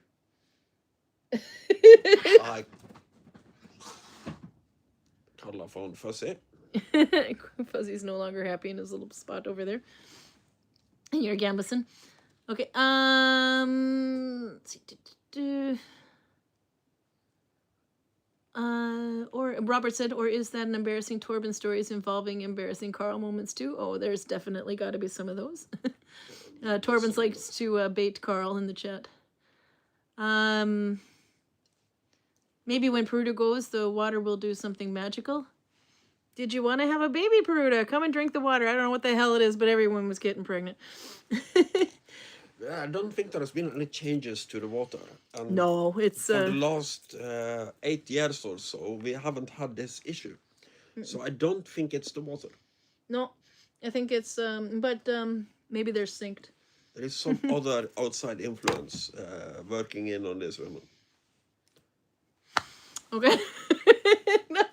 That would be an outside influence that would make a woman get pregnant. Their husbands' penises? Well, let's hope it's their husbands. That's a good point. Somebody's penis is working. Nikki says, speaking of yarn, I want to do mine with commercial dye. Tips for Nalbinding. Oh, I'm the wrong person for that one. Because I lazy dye. Any color other than the color it was is a success in my book. You can use salmiak, which is ammonia. I don't know what it would call what you would call that. Anyway, whether it's a bottle of salmiak. But it's just ammonia, and you can use that. And you can also use vinegar. We'll do it. These are things that were easy for me to get because I just had to go to the grocery store. You can also use, most people will use alun, I believe, the powder alun, but that is not easy to get here. You have to have it ordered in. But each one of these things will affect the color of your yarn, as well the pot. If the pot is made of stainless steel or say copper, it'll have an effect. If it's made of iron, it will also have an effect. For example, if you dye your wool with stinging nettles, you can get yellow in a copper pot, but if you put it in an iron pot, it will go green, that kind of thing. So we might want to look that one up a little bit and try to find out. Oh, Albert sent a photo. I'll have to take a look at that in a moment. Karl should do a pillow in his lap just in case, says Novia.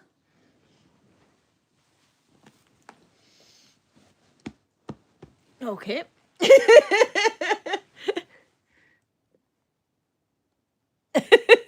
He's watching you. And we can get him in more into view. No, hey, there we go, a little bit more. Hi.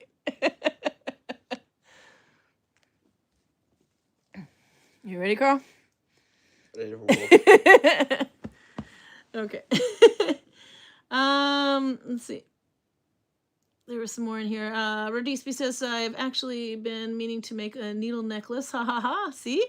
I'm not so Oh! I don't know if it caught it on camera, but he actually managed to go on the floor right there. Yep. But, he's a pretty heavy cat, so you really hear it when he hits the floor. yeah, well, he's 10 and a half, almost 11 years old now. So he's getting there, a couple more months. What was I reading? Oh, yeah, see, so there's other people that want the necklace. He says, although I'm not big on wearing jewelry in general. Well, if you were Viking woman, you could even hang it from your dress, for example, something like that, too. Or I guess the guy could hang it on his belt, but boy, you don't want to sit on that. One thing I do need to get is some sort of a kit, but there's this thing where you can have a piece of leather and you just make 2 slits and you can put the yarn or the needle through the slits and then just roll it up. It's a really easy thing to do to make on your own, and then just wrap it up and then you can put it in your bag and that should protect your needles. So that's one way to be able to have it with you. The other one is a needle house, a nålehus. That one we showed from Audra had sent some a couple of weeks back, probably about a month ago actually. And it is, picture a tube of toilet paper, a toilet paper roll, but this is not a tube of toilet paper, but a toilet paper roll, but this is bone. It is, something that, like a leg bone or whatever from an animal, and it's all cleared, but it's hollowed out like a toilet paper roll inside. You can actually wrap your needles and store it in one of those, and some of them, if you look it up, especially among the Sami, they have ones that are kind of narrow at the top and kind of go out like this, and then they put a piece of leather in there, or actually big piece of leather like there, and has some string attached to the top or something, so that you can put your needles on the leather, roll it up, and then when you pull it up through, the needles will make it too big for the leather to go all the way through the top. So it actually, that one is also one I would hang on my dress. So there's other different ways to store your needles too. That would be okay without wearing it like a necklace. Rodisby says, kitty claws will strike you when you least expect it. Oh, ain't that the truth? Well, there's one. Audra says, I have a silver needle made myself hanging on my Viking dress. Bling! I remember Jenny Anderson had a silver needle. I think she was the first one to post one, and I thought that was so cool. They're starting to become a little bit more, well, it's, I wouldn't say findable, but there's starting to be more that have them anyway. But, oh, wow, those are wonderful. Nudge, nudge.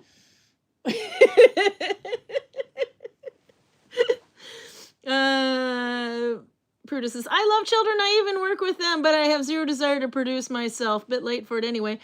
Well, you can ask all the women here. Maybe they have an extra.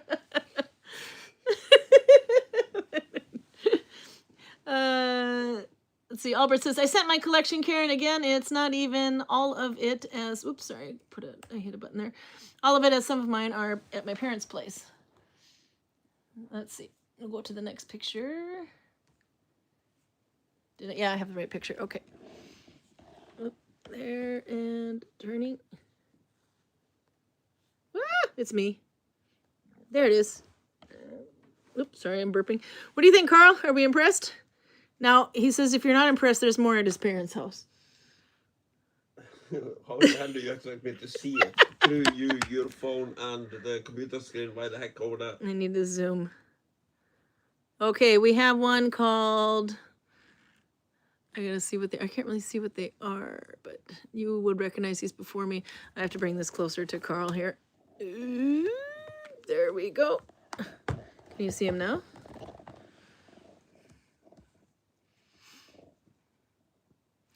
Blood and something Zeal? Kill team. That's a kill team. Oops, sorry. That's a kill team. And then you here have Cree. I have a lot of windows open apparently. Death Corps of Krieg.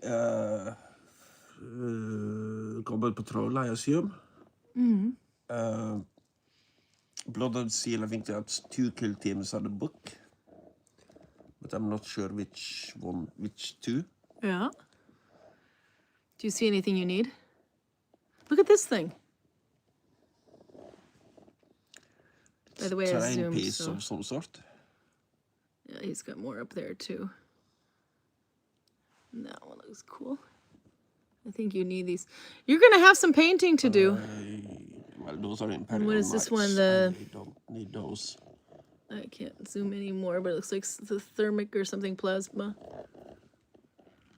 Yeah, also terrain piece. Yeah. He's got lots in the bins. This is how I store my yarn. That one says War Boss. Guruk's Boss Mob? Could that be right? Yeah, that one I don't think I have. So... So he needs them all. All of them. All of them. No, but you've got some painting to do. There we go. Oh, there. And then turn it again. Actually, I put it the wrong place. I went to put this where the computer goes and put that thing there.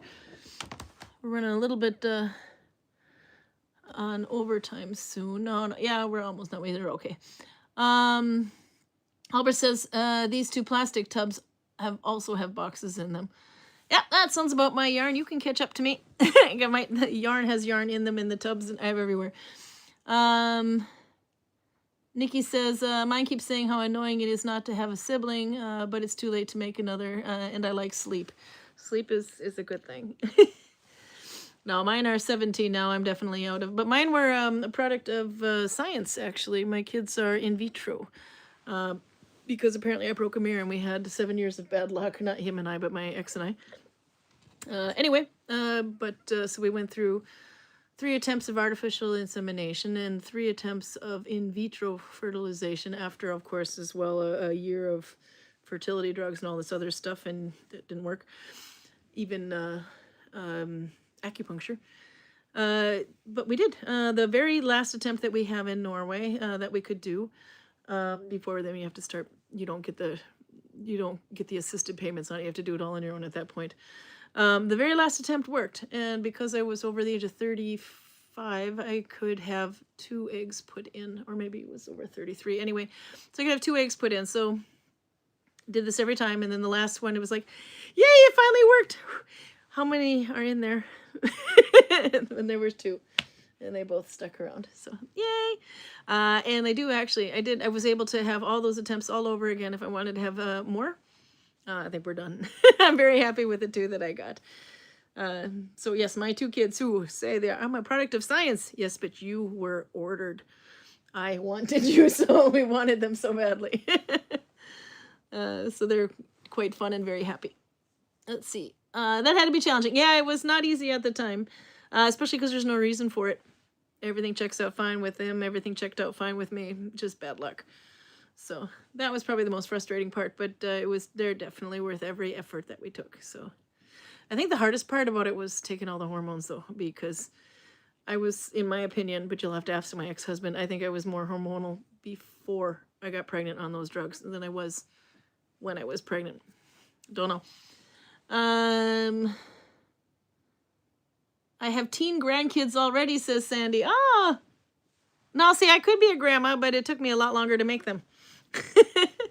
But I'm not in any hurry. My kids are 17. I don't want to be a grandma just yet. Robert says, your brother was an only child. Who are we referring to here? Oh, Maggie says, my brother was an only child. Through his life, he gained 3 sisters of the heart. His parents were happy, and he always had connections they couldn't provide. Oh, so he made a bigger family that way. Oh, Albert says the Orc box is old. They have a new name, if I remember correctly. That could be why you didn't remember some of them. So tell me, Karl, what are you Googling? Nothing. What? I'm just in so many rabbit holes at once now, mostly because of you. I know, it's because she got about 5 minutes left, and I'm trying to remember I'm trying to think of what we were going to say. We had some fun stuff to talk about, but I can't remember. One thing I'll try to make until next time. Yeah? Which means I probably won't do it until next time. Yeah? But if I make a timeline where you have like the year 850, 860, and then I make lines starting with the estimated year of birth and stretching it out to the estimated year of death for important historical characters that are active at that time, I can pretty much go to any given year and go, okay, so he was 24, he was 61, he was 18, and it would be a necessary tool for a project like this. Huh. So there we go. By the way, that is where my jog is. That'll be on the outside. No PDA, but he'll cuddle the cat in front of you. Yeah, and the cat reacts pretty much like I react when you try to do it. Run away, run away. No, anyway, but so now that means I'll increase on this side here because this will be my thumb side. You can pretty much increase evenly around if you want to, but I prefer to do it this way. So I will go and give myself another bear because I want a good excuse to be stupid for the rest of the day. Okay, but we're going to go in about 8 minutes if there's anything else. Yes, they could, says Maggie. She clarifies. They could have only one child. My mom was thrilled, is found friends. It worked out for each of us, but the heart connection was never partnership connections. Okay. Let's see, what else do I have missed in here? There were some things we were going to mention last time, but I can't remember what it was suddenly. This is why we should write stuff down. There was one lady who was new to... There's a lot of new needle bindles on there, thanks to Keela's video that went viral, and over 8 million people now have seen it. And so now all the needle binding groups on Facebook, for example, the international one and the regular one, and even the French, German, all those... They're starting to see an increase in new needle binders. And one thing we're noticing is a lot of them are trying to approach it as if knitting or crocheting, so they're going back and forth, which is kind of cool to see how they're managing to do it. And then some of them are doing things wrong, but not wrong. So like one of them, she was trying to watch a video, and it's one of the videos we were looking at before over a year ago. I think I told you this about last week or the week before. She was trying to do that unnamed stitch that we did in February last year. And she was watching the exact same video that I had watched, but she did it a little bit incorrectly. But she's a fiber artist, so she appreciates this one because she actually created a really cool new texture. She made a start chain out of York. Hi, Carla, he'll be back. She made a start chain out of York, but then the second row she was doing this, she was kind of like joining F1B1 on the, this is mirrored so it doesn't matter, normally working this way, but she would connect and go like to there and then go back and pick up the stitch and go that way. And then she would do the next row this way, like zigzag, but the one that when she was going this way, so now it's going that way again. She did it like it did in the video, and then when she goes back again, she kind of picked up here. She connected there first and then took her loop. So it was weird to see it going that needle binding to the right. It was the most unusual thing, but it made a really, really cool texture. And we saw what she did, and I would absolutely love it. I can't call it a stitch because it's like consistent of 3 stitches if you include the start chain. But the combination of it made this really cool texture. So I gotta try to do that one day. Then we see another one today. There was a lady that she posted very recently, somebody who is Nalbinding with cloth. If you've ever heard of toothbrush rugs, those are actually Nalbinding as well. And she had this interesting way of doing it. It was almost like Osla, except for you twisted the thumb loop the other way around. Or a bit like York, but you're twisting the thumb loop and then there's a plated edge. And I don't know, it was kind of fun. But I want to see, for one, it was really cool. It was cool to see somebody in the needle binding group working with strips of fabric again. You can make baskets that way, for example, and rugs. But I would love to see what that would look like with a yarn, where the loop that's on your thumb is the one that she was twisting, almost like Dollarna, but the wrong way. So I kind of want to see what that. It had a pretty cool and really thick, solid fabric effect in her hand, but she was using cloth. But I'm wondering what that would look like with yarn. So I want to play with that a little bit, and then maybe we feature that one month as well. It was a fairly simple stitch to do, but the twist was kind of fun. So I have no idea what to call that, but it's really cool to see these new stitches that are coming up, and I don't think this one was a mistake. I think this one was just taught that way. But it almost looks like they were trying to do the York stitch with a plated edge, but didn't think it was dense enough, so they twisted the thumb loop to try to make it a little thicker. But however they came up with it, it was really quite cool. Viking. It was really quite cool to see the different textures these things make, and I really want to play with that one as well. But there's so much new fun things coming. There's like the increased interest in going back and forth, and then there's also the increased new stitches that are popping up now, because either somebody was experimenting or they screwed it up in such a fantastic way that we all need to replicate it. Increased interest in going back and forth. Are you talking about polyamory? Yep. We've been watching Sister Wives lately. It's called Poligs. Thank you very much. That show's been out for like 15 years, and Karl and I are finally watching it going, what the hell? You say Karl and I. You are sitting here watching it, and I'm sitting over there trying not to listen to it, but very you hard are. to listen to something else. We ran out of 90-day fiancés for me to annoy you with when Again, I say we. We. I was watching Sister Wives. Anyway, it was really interesting to see how all these women could live together with the same man and not kill each other. No, but they're living in different houses, though, actually, too. They really make it work. People seem a little bit more well-adjusted than the 90-day psychopaths. This is true. Oh my God, y'all are watching that? Hey, I can't watch anything that takes too much focus while needle binding. I'm just listening to that kind of has me like, TV's over here and I'm sitting there doing this, and every once in a while like, what the heck? 22 kids that guy has, and we're only on season 4 or 3. But I think some of them might be a step. Oh, there you go. You're getting yelled at by the Scot. Oh, what is Karl drinking tonight? Corona? Do we need to arrange an intervention? Well, we have literally run out of beer. Only in, but no, we got to go to the bigger store and get some. Yeah, no, we need to leave the valley to get beer. We actually can order it online and have it delivered to Joker. I saw at least 4 types of beer that I haven't tasted in Joker today. Oh, did you? But all of them had the word mango in big letters on the label. So then I would much rather drink Mexico's one contribution to civilized society.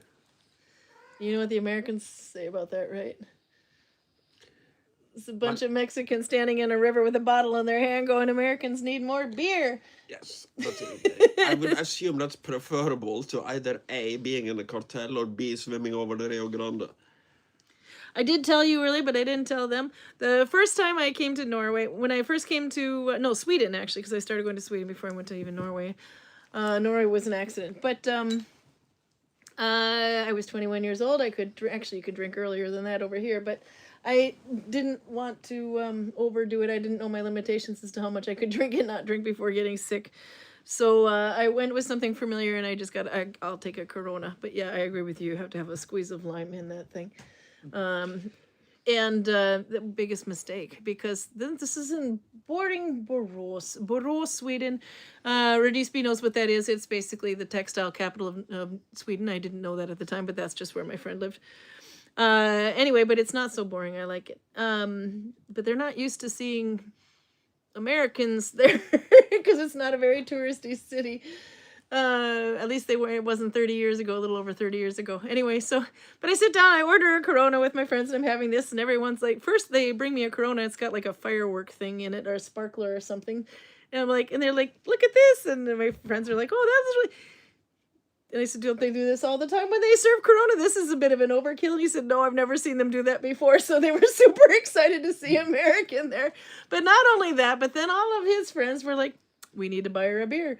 Get her another one. Get her another one. I don't think I've ever had Corona since that.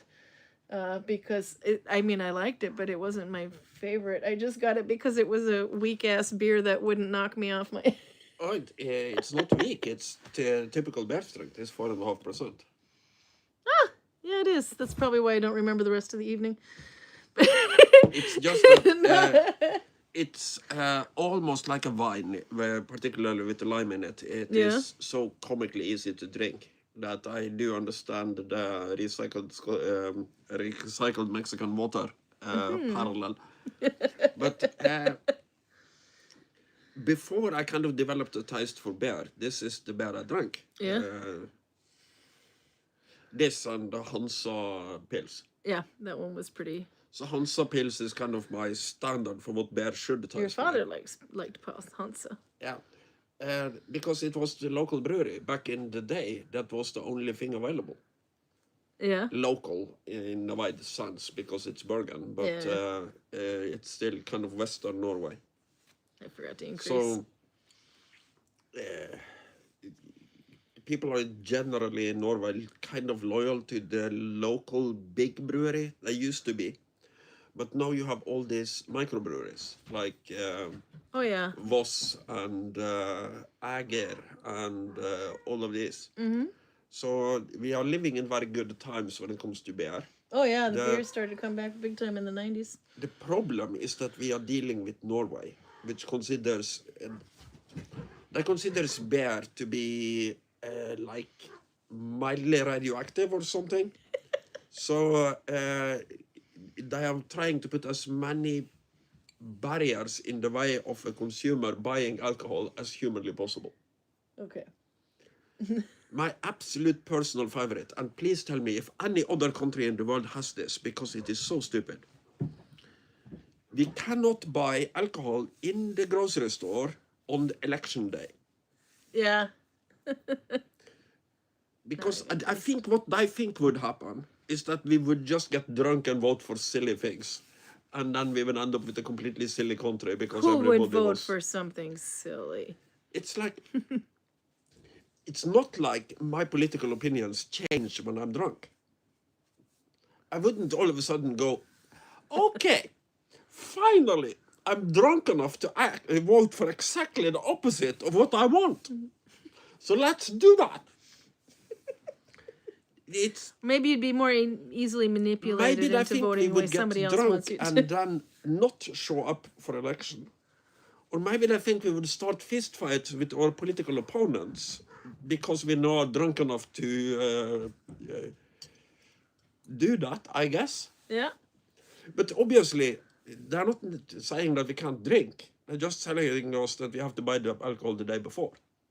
Oh, yeah. By the way, Roger says, look into Dos Equis and Negro Modelo as an alternative Mexican cerveza. You have had Dos Equis on here a long time ago. I think my stepfather brought you one once. It's 2 X's. Dos Equis. It's a Mexican beer with 2 X's on it. Big X's. Anyway, that's what Dos Equis, it actually just means 2 X's. But Negro Modelo, I don't think we've had that one. That one would be a fun one to look for. Anyway, by the way, and then there's Sweden over there piping in. Red Eastby says, I mean, we cannot buy alcohol on any holidays here. No, same thing. You can't even buy it on Sundays here or after a certain time of day. Minnesota, we just go to Wisconsin. Yeah.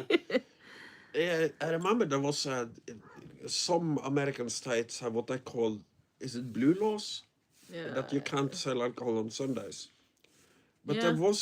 there was a court case about it because of the separation of church and state and Sundays being a religious holiday. Yeah. That it might be unconstitutional to not allow sale of alcohol on Sundays. Uh-huh. But then again, a shop is free to make whatever rules they want. But if the rules come from the government, it's another business. Yeah, you got federal and state laws. And nobody is dumb enough to be the one bar that is closed on Sundays if every other bar is open. So. Yeah, there was another one. Sandy was saying she misses beer. She can't have it, obviously. No, I can't have it either. It makes me sick. But she's got a different reason as to why. Only makes me sick if I drink enough of it. I can drink this much of it and it will make me just as sick as you would be after you drink too much of it. I do remember one day it was particularly bad. Thinking, yes, blue laws, says Maggie, and they exist in many states still. I was going to say, I don't remember if we have that in Minnesota, and I can't remember anymore because it's been a long time. But I remember that Wisconsin would be open later at the bars, for example. So if the bar closes in Minnesota, so you're in Duluth, I think it closed at 1, and if you wanted to keep drinking, or maybe you could go over to Superior, Wisconsin, because it was open until 2 o'clock there. Break the blue laws and lose the license to sell liquor. Still applies to car sales, actually. No sales in Sundays in Colorado still. Okay. In Norway, those shops will be closed anyway, so but I don't think there is any rule against selling a car on a Sunday. No, but like the shopping malls, for example, are closed on Sundays here, except for in December. December, they're allowed to have open so people have more time to Christmas shop. There used to be a rule that you couldn't fish on Sundays. But you are allowed to put out a net on Saturday and then pull it on Monday. So the fish dies either way. It's just a little bit more slow and painful. Aww. Now most of those laws are red, says Albert. There was something I was getting at about the... Oh yeah, the other thing with the Corona beer, though, was that not only were they kept buying me Corona beer, but I had to get a little tricky with that one because I'm thinking I can't drink all these beers they keep bringing me. So my friend told me, and I was like, order a Corona. He says, why do I want to order Corona? Just order a Corona and start drinking it. So he does. And then every once in a while under the table, I'd be like, give me your empty. He was very happy.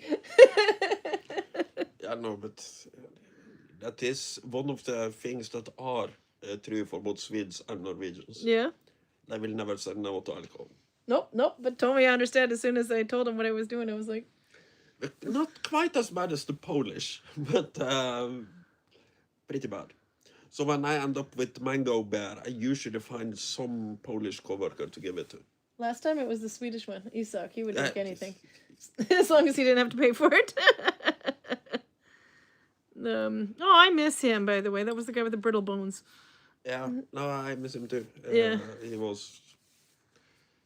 But I think it was life-threatening to be continuing working for us in the winter because he breaks bones rather quickly. You think he left with, 4 broken bones, and all he did was fall down in his driveway? Yeah, but we could have him in the summers. We could have him in the summer. I told him, I said, that guy was so entertaining.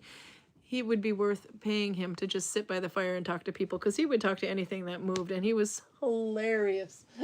Yeah. Super entertaining and very knowledgeable too about Viking. Yeah, no, he knows a lot about. Yeah, so I mean, he was great. But he has never seen an innuendo he didn't like. Yeah, this is true. So you had a good one the other day. I was kind of leaning forward many times when he is talking to tourists. I kind of go, okay, he's going to say this, and I see the line is here, and his toe goes to here. Ooh. He stops right before the line, but Yeah. Oh, yeah. he is entertaining and charming enough to pull it off. He is. But some of the things he does, I would never dare try in front of a tourist. Okay. By the way, Roger says, Karl, on election day, emotions run high. People get drunk and fight, and they also get too drunk to vote. And someone calls your father to say your son is passed out drunk. Who said that? Roger, I think he remembers your father receiving a very interesting phone call. Yes. Do you want to tell that That story was real not quick for anyone who doesn't know? It wasn't That was election not day. election day. But what if it was? And you forget to vote, or you vote for the wrong party because you just can't see straight, or you get really pissed off at somebody for not voting the way you did, so you decide to have a drunken brawl. All of these things might happen. Do you want to really? But all of these things might also happen because I was smart enough to buy the alcohol the day before. It could be, yeah. But about calling your father because they found you passed out drunk. Would you like to tell that story quickly, for those who don't know it? It's back in my Sogndal days. My sister had been to Greece and bought me a bottle of Ouzo. Ouzo, yeah. I didn't know that you can't mix this shit with fucking anything except water because it will taste like... it tastes bad. It tastes bad. So I try to mix it with all sorts of different things because it's 40%, so it's a little bit too strong to drink it neat. And every time I make a drink, it ends up tasting bad, so I just shot it and try something else. And because I'm experimenting at relatively high speed, I get mind-numbingly drunk. We are supposed to go to Meieria, that's the student drinking place in Sogndal. Because some people want to go to a concert. I don't go to concerts, that's not my thing. So I was just planning to sit in the bar and wait for the concert to be over and see if I found other people to talk to. The last thing I remember is, while walking towards my area, I stopped to pee. And instead of stopping in the dark spots between the traffic lights, I stop right under a traffic light.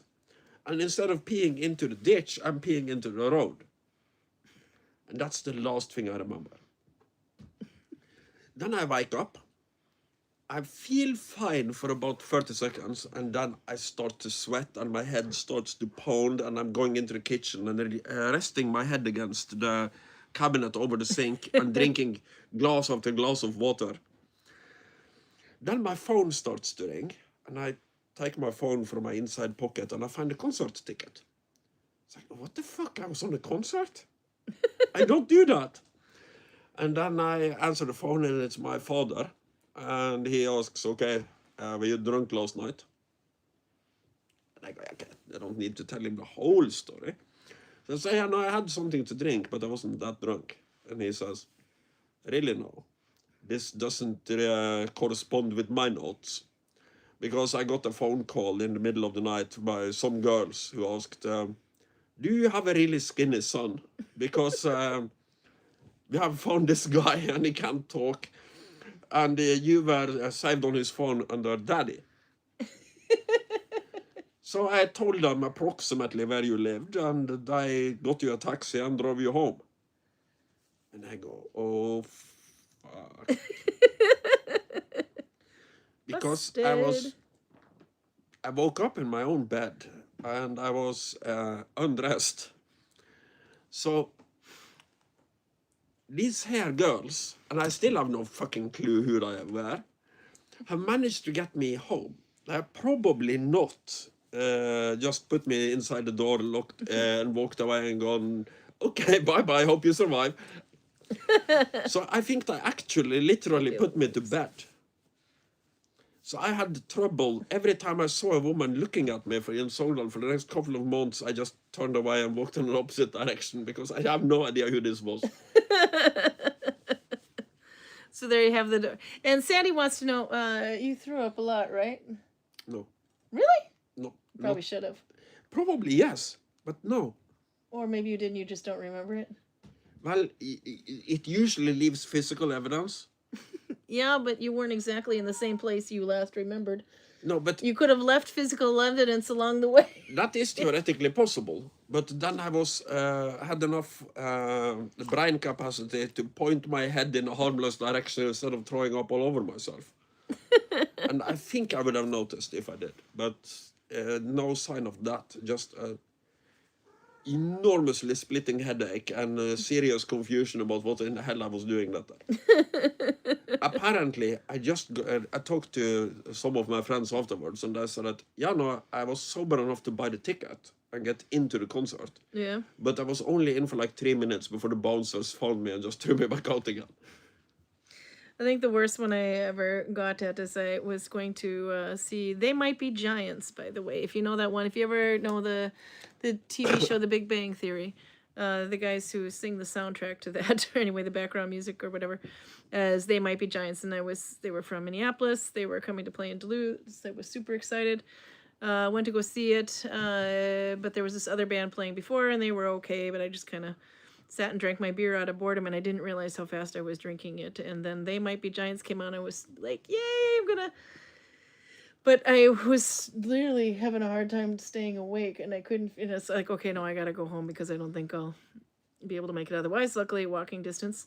By the time I got to the door, I had to beeline for the bathroom. Thought that might be a good idea.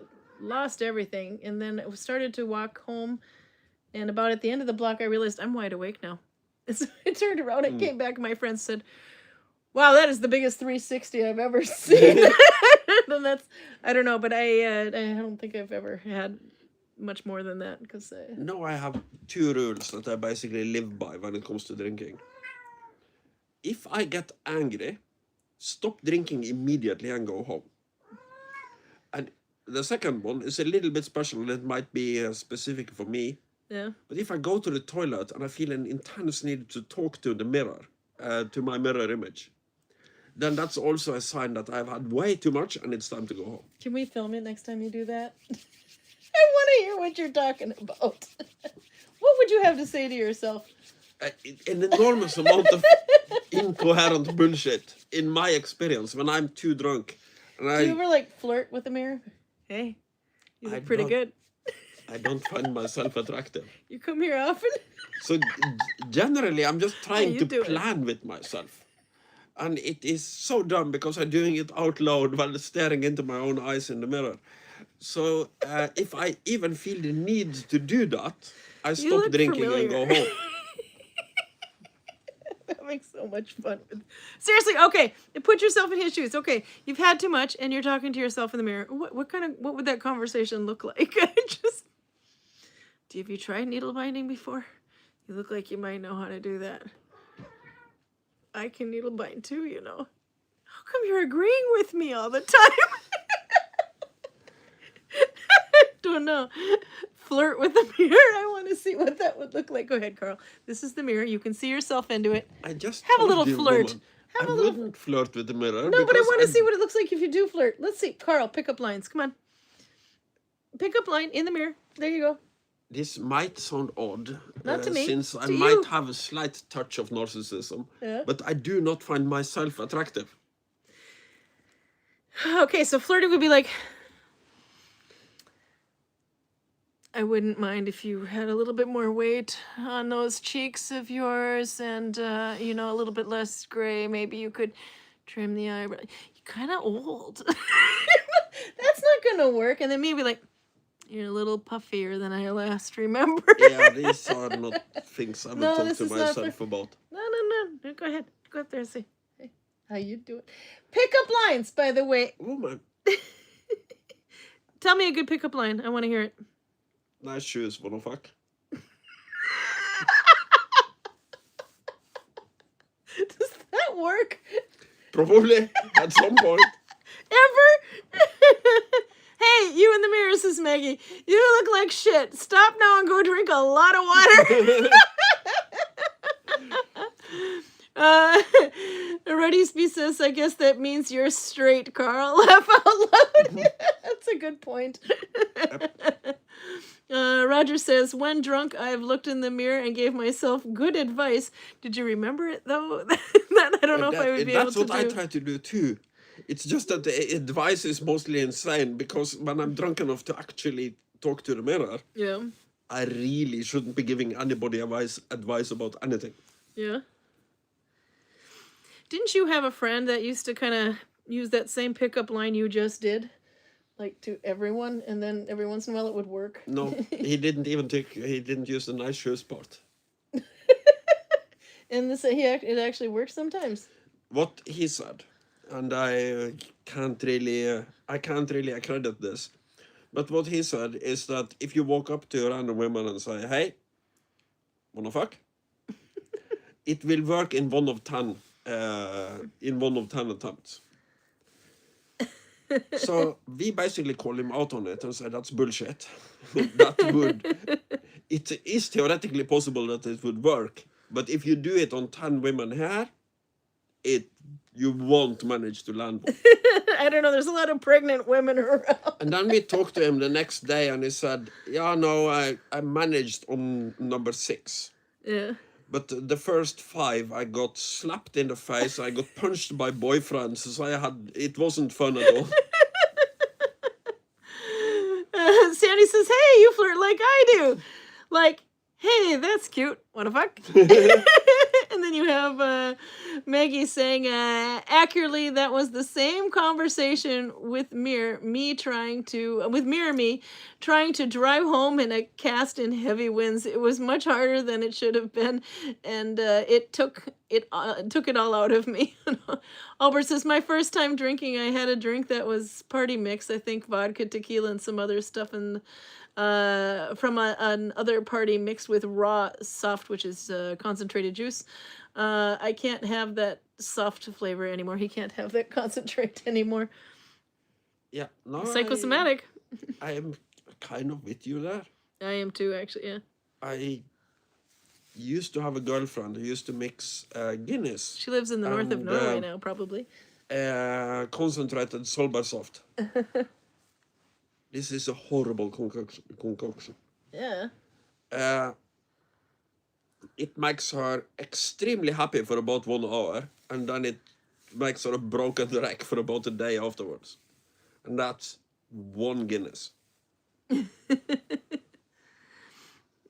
By the way, Rodisby says to the your friend's pickup strategy, he says, probably only do it to people that you know are single, if at all. Yeah, no. If you have a really good target selection, it might work. Yeah. But I know this guy. He does not have really good target selection. Apparently not if he got hit a few times. No, he doesn't care. He goes for the prettiest girl in the room. When she says no, he goes for the second prettiest girl in the room and keep doing that until results.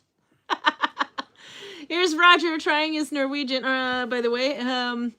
Karl, a prefix to your pickup line. Start with, my father is rich. Vil du knulle? Which obviously you can guess what vil du knulle means. It's the same. Yep, Nikki's actually calling it too. Actually, we're kind of late. She says, no, have a good day, by the way, and she'll see you later. But we actually should be getting going. We're like way late now, and our microwavable dinners are sitting on the counter because we knew we'd be too tired to cook. But I've got this much of my mitten done, working in tandem. I've increased once or twice, but I noticed that I did make this kind of loose. This is a really good felting wool if I want to felt it. But I wanted it to be big enough to have a sleeve underneath there. But if I use the rule of thumb, I put this on this side, then I remember where my increases are. If I slide it up this much, I might not increase it more than a couple more times. It's getting... That's why you got to kind of stretch out each row to see once all the loops are locked into place, how it actually fits.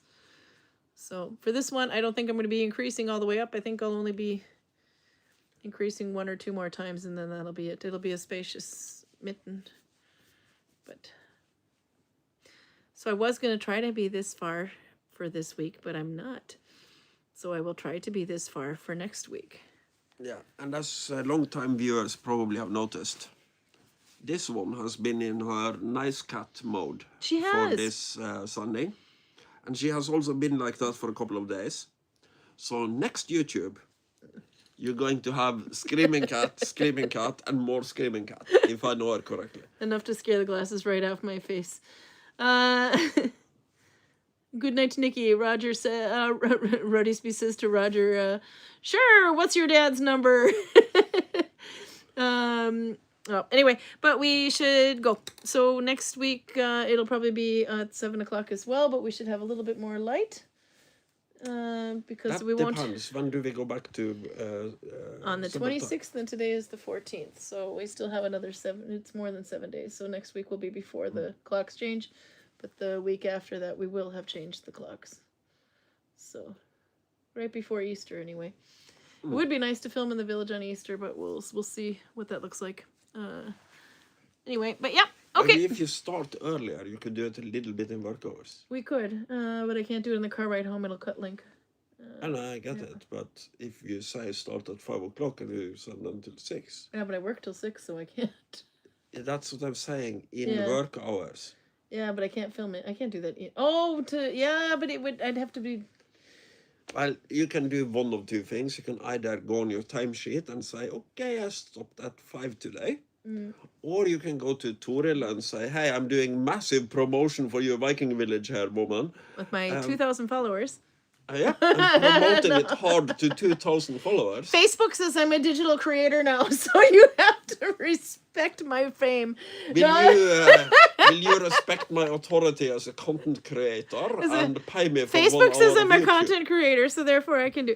No, I couldn't do that, but I might be able to do a little bit of footage for Viking Valley Facebook, and they can put on there a little walk around the village real quick and then post that. But I'll have to see. How about you do it the other way around? You just have a YouTube sending where you walk around the village, and then you use clips from your YouTube sending to feed the Toril. Yeah, no, I can't do that because we're not paid to do this. By the way, there's Carla. Maggie said, Redisby says Carla demands snacks for her gold behavior. Yes, she does. And then Maggie says, I want to come and visit, so it's effective for the village. Believe it or not, we've actually had a few people. Robert, actually, the first time Robert came over, his wife comes up and she says, you're Karen, right? Yeah. My husband is over there fangirling. I'm like, oh, really? Do you watch? And if you don't write in chat, I don't know. I can't see. I can just see that some people have viewed it, but I only see the ones that write in chat. So it was like, oh, was that you? The one. Anyway, but that was so cute. So now we're fangirling over Robert. But anyhow. And I also think you're probably drawing some silent people to the village. Yeah, we have a few that come in and say, we've seen you on YouTube. Yeah, they might not even have seen it live. They would just see it on Wednesday afternoon when they have time. Yeah. And then they come to the village to see if you're just as stupid in real life. Yeah, I am. And then they want to see you. Okay, anyway, we're going to go because we need to. I want to visit so bad. Yes, you got to come here and get here, though, anyway. It'll be wonderful fun. Christina, actually, is somebody from the other side of YouTube that's going to be coming here in May. The other side of YouTube? Yeah, she's in the chat. Well, she's not in the chat, but she's watching at some point anyway. Wow. But she's coming here. She actually started watching us from Hago when we had online guided tours. So, yep. So back in the Hago days, back when Corona was in the air and that was all we could do. The other kind of Corona. Anyway, so that was all we could do was online guiding. Yeah, that's also a thing. When the virus came, I sympathy bought some of these because I thought I might lose a lot of customers because the virus has the same name. So I should probably help them out. No, people were buying them like mad because of the name. It was the other way around. You absolutely should visit if you can. You definitely should. So, Sandy says, I just submitted my first passport stuff the other day, so maybe, fingers crossed. Oh, you have to come. Okay, anyway, no, seriously, I gotta go and feed the skinny one, and I'm kind of hungry too, and if I keep eating these chocolates, I'll be getting into his portion. I don't mind if you eat some of my chocolate. Oh, I mind. Okay, I have my salsa chili thingy for after, so I'm fine. See you Saturday. It'll probably be at 7 o'clock, but we should get some light time. Carl should get a sponsorship from Brewers. Yeah, you should actually. Hey, wait a minute. I need yarn sponsorship because I don't have enough. The problem is that would be legally in a gray zone in Norway. Yeah, you're right. You can't advertising alcohol is absolutely not allowed in Norway. Nope. So I'm probably kind of poking the bear every time I say I like a bear. Nah, but you're not because we don't receive any money off of this. Well, We should probably look into that. But anyway, yeah. We started to opening it up a little bit, but we got to do that some more. But it takes more time than we have. Okay, bye. We'll see you next Saturday at 7 o'clock. Say goodbye, Karl. Bye. How would Otter say goodbye? Otter the beaver butcher. Be gone before breakfast. Be gone before breakfast. Okay, see you. Reviewing is not advertising. There you go. See, Maggie's got you. Okay, bye.